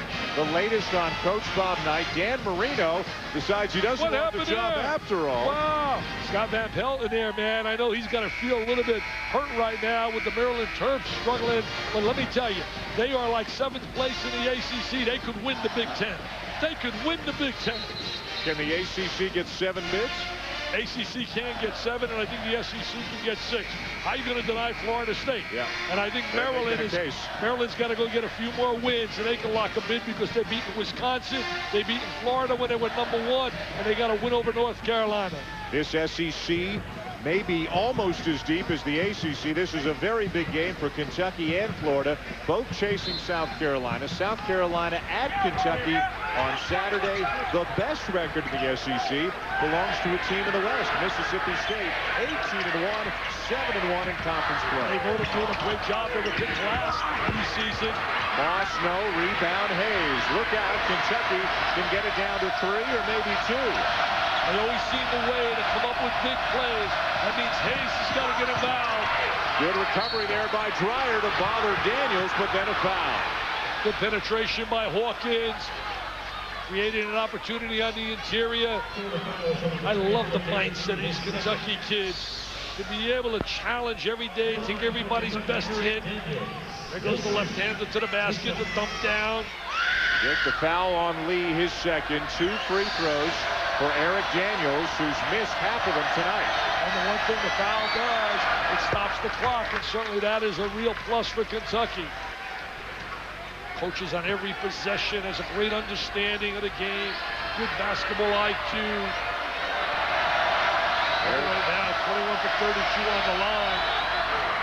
Eric Daniels knocks him down. He's got 22, 2 shy of his career high, he said last week against Ole Miss. Got a one-possession game right here. Boy, this is gutsy by Walsh trying to break the double team, but Hawkins is one of the guys chasing him. And got stripped right there. Got to spread the court, get into Dreyer's hands. He's an excellent passer. Looking for Lee. Oh, let him too far. An excellent passer. The reason he turned that over, didn't have the good angle to make that entry. You want to be more in the wing. Angles become so big. Billy Donovan knows how big this game is. Here it is. Will this effort be spoiled? You don't want to go to that locker room with it now after an effort like tonight on your home floor. Tubby Smith wants a timeout. It's the way it's supposed to be, man. It's the way it's supposed to be. This is great. You had Florida down double digits in the first half, roared back, took a double-digit lead themselves here in the second half, and now Kentucky's back within 3. Well, we talked about how strong the SEC is. 5 of them ranked in the top 25. A week from tonight, you'll see the Cats again on Super Tuesday at home to Alabama, and then Florida at Georgia. And don't count Georgia out. This is a team that's already beaten Kentucky and Georgia Tech so far this year. Well, you know, anybody on their home floor, certainly a big advantage playing in front of your home crowd with the enthusiasm it just generates to the players. Basketball, more than any other sport, the home court is such an advantage. Big number as we can see it up on the scoreboard in the corner of the building here. Rebounding tonight, Dick. Florida +4 on Kentucky. That's a bit of a surprise and a very good sign for the Gators. That's a real positive because they were dominated on the glass in their last game as you look at the numbers right there, rebounding-wise. And that was a major area of concern of Billy Donovan. They have not rebounded well all year, basically. But it's a one-possession game right now, and now Hayes is going to go to the line as he was fouled by Lee out on the perimeter, his 3rd. Stopping that clock again, putting him on the line, and also it allows them now to jump on a conversion right into a full-court trap. That's what's tough about him. You want to get out on him, put pressure on the ball so he can't find Daniels, but if you get out on him, he's going to go right by you. I'll tell you, I've seen Kentucky so many times over the years. Just a typical Kentucky comeback. Just doing it fundamentally, staying in their game plan, playing defense, make free throws, come out and challenge people. Here goes the full-court trap. Dryer's the guy you want the ball to. Dreyer. Oh, my! Hawkins gives Kentucky the lead. Dreyer is the guy you wanted the ball, and what a play right there with that steal. Second in the SEC in steals, Cliff Hawkins is, and you saw a beauty right there. And that's the guy you would want passing the ball. Or best passer, great size, Dreyer. Now you got to get it to Roberson somehow. Roberson's got to get the ball. What a comeback by this experienced, tough Kentucky team. And it really silenced the crowd right now. Shot clock under 10. Roberson right by Hayes. Daniels with a rebound. Kentucky again making the big plays. 6-second difference, game clock, shot clock. What do you do if you're Florida? Right now, just play tough, good head-to-head man defense. Billy Donovan wants a trap. He wants somebody else to get on Hawkins. Taking a lot of clock down. He's not a good free throw shooter. On the season, Hawkins 74%, but he made the play of the game so far right here. You know, when I say not a good free throw shooter, obviously, as you see the steal right there, Hawkins with the big play. His numbers certainly right now, 74%, pretty good as you step into the lane. Not shooting him well here tonight. You're right, 2 for 7 tonight. Hawkins will have a pair right now. Okay, he made the great steal. Struggling shooting him here tonight, 2 for 8. Gerald Fitch over to whisper a few words of encouragement to Cliff Hawkins. His Kentucky team has been in this type of a game so many times this season. I tell you, if you were Florida, it really hurts them. You would want the ball in a better passer's hands than Dreyer, and he makes the turnover and the mistake. And then Kentucky takes advantage and converts. Kentucky takes timeout. 23.1 seconds to go. Florida will have the ball down 2. Scored the last 7 points. We're down 5. We've got 7 in a row. Right now, we're coming down here with the basketball. Roberson certainly a big threat. Let's look at a couple of the key plays that have changed things here in the last couple of minutes. Sloppy angle right there. Don't have the good angle. Don't have the angle there. Now look at this. Nonchalance that diagonally. And there's the steal. Hawkins, as you said, second in the league in steals. And as you said, both times, both mistakes made by probably the best passer, Christian Dreyer. Exactly, with the great size. The guy you want, you know, a coach designs that because that's the guy you want the ball. He's the best passer on the team. A timeout remains for each team. Can Dreyer make up for it here in the last 23 seconds? Well, I think the guy that's going to shoot the basketball, the guy that you want the ball is Roberson. No doubt. He had a big shot here last year to beat Georgia. Was incredible at the end of the game. Roberson is out there with Walsh, Dreyer, Moss, and Lee. A lot of talented offensive players for the Gators. This would be a crushing loss for Florida, especially the effort they gave at home. They're going to try to spread the court, a little one-on-one maneuver here, take the clock down. You want to give yourself a chance for that offensive rebound. Lee being defended hard by Hayes down in the post. Here's Roberson. A switch. A tough three. That was a tough three. Walsh had it, lost it to Hawkins, and a foul. That was a real tough three. You got to credit. As we called, we knew the ball was going to Roberson. But what a great defensive effort by Tubby Smith's kids. Watch this right here. I mean, that's in the face. You make that three, you have totally earned that, baby. He shot it with enough time to try to come up with the offensive rebound. Tubby Smith's got to be ecstatic by that defensive effort. And also the way they finished the game. They know how to finish games. They sure do. They know how to finish games. Experience, again, 3 seniors and a junior in the starting lineup. They have been here so many times before on the road. They don't get flustered at all. They don't panic when they're down, and methodically, they just work their way back into the game. And now, Hawkins will go to the line. If he can knock down 2, Kentucky will escape with a win.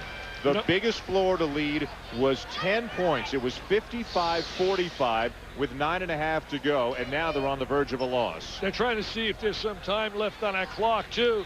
As you see that fadeaway jumper and the contact right there. You know, you made a great point, Dan, when you said about they don't panic. And that really is reflected by their coach. He really has poise, understanding of the game. He manages the game exceptionally well from that bench. The foul on Dreyer is 4th, and it'll be 2 shots for Hawkins. And now a timeout has been called. More great basketball coming your way later in the week. as Rivalry Week presented by Cisco Systems continues Thursday night on ESPN2. Connecticut and Tennessee, what a rivalry that is on the women's side. Diana Taurasi leading the third-ranked Huskies against the #1 Lady Vols. And then it's J.J. Redick and Duke taking on Raymond Felton in North Carolina at the Dean Dome Thursday night, 9 Eastern on ESPN2. Does it get any better than that? I tell you, talk about fourth-rate coaches when you think about Pat Summitt, Gino Auriemma, Roy Williams, and Mike Krzyzewski. But here we go. It comes down to the free throw line. He converts 2 here. You got the game is over, done, and finished. He misses. You got a shot and an opportunity because the clock doesn't start until the ball touches someone. Hawkins just 3 for 9 from the line tonight, so that's something to consider.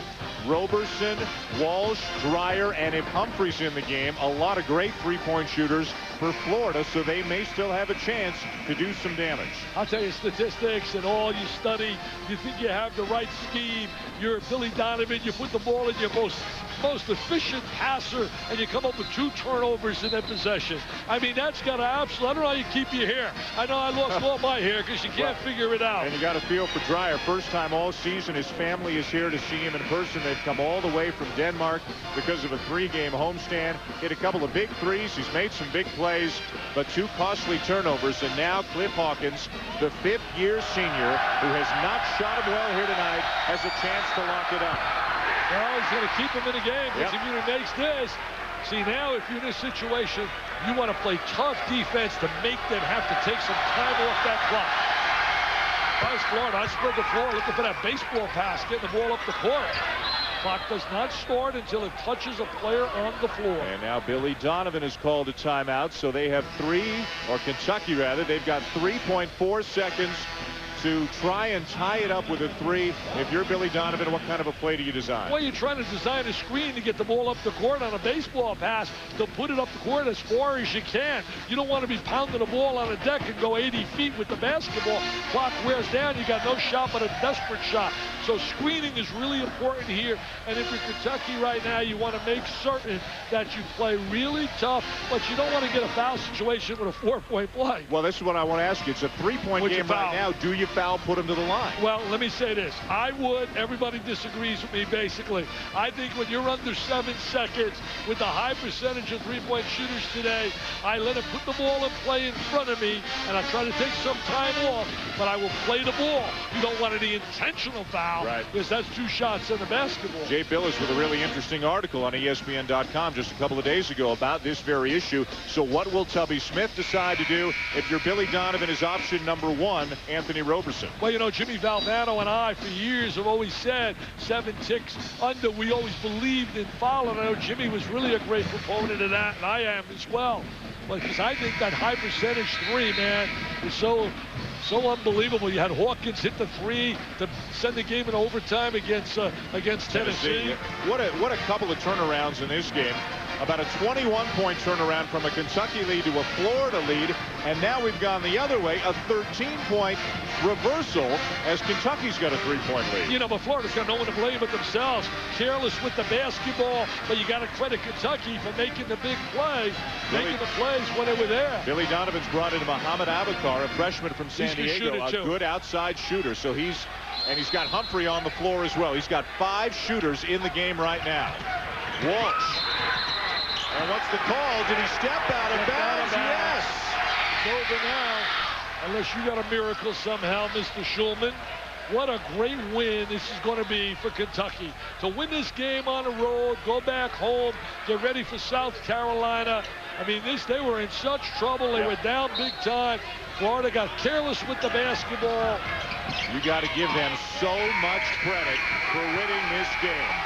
The Kentucky Wildcats beat Florida right here in Gainesville, overcoming a 10-point second-half deficit and go to 15-3 on the season, 5-2 in the SEC as they tie South Carolina for top spot in the SEC East. Coming up next, SportsCenter here on ESPN. This has been a presentation of ESPN, the worldwide leader in sports. For more, log on to ESPN.com. For Dick Vitale, I'm Dan Shulman. Thanks for watching. Kentucky wins on the road.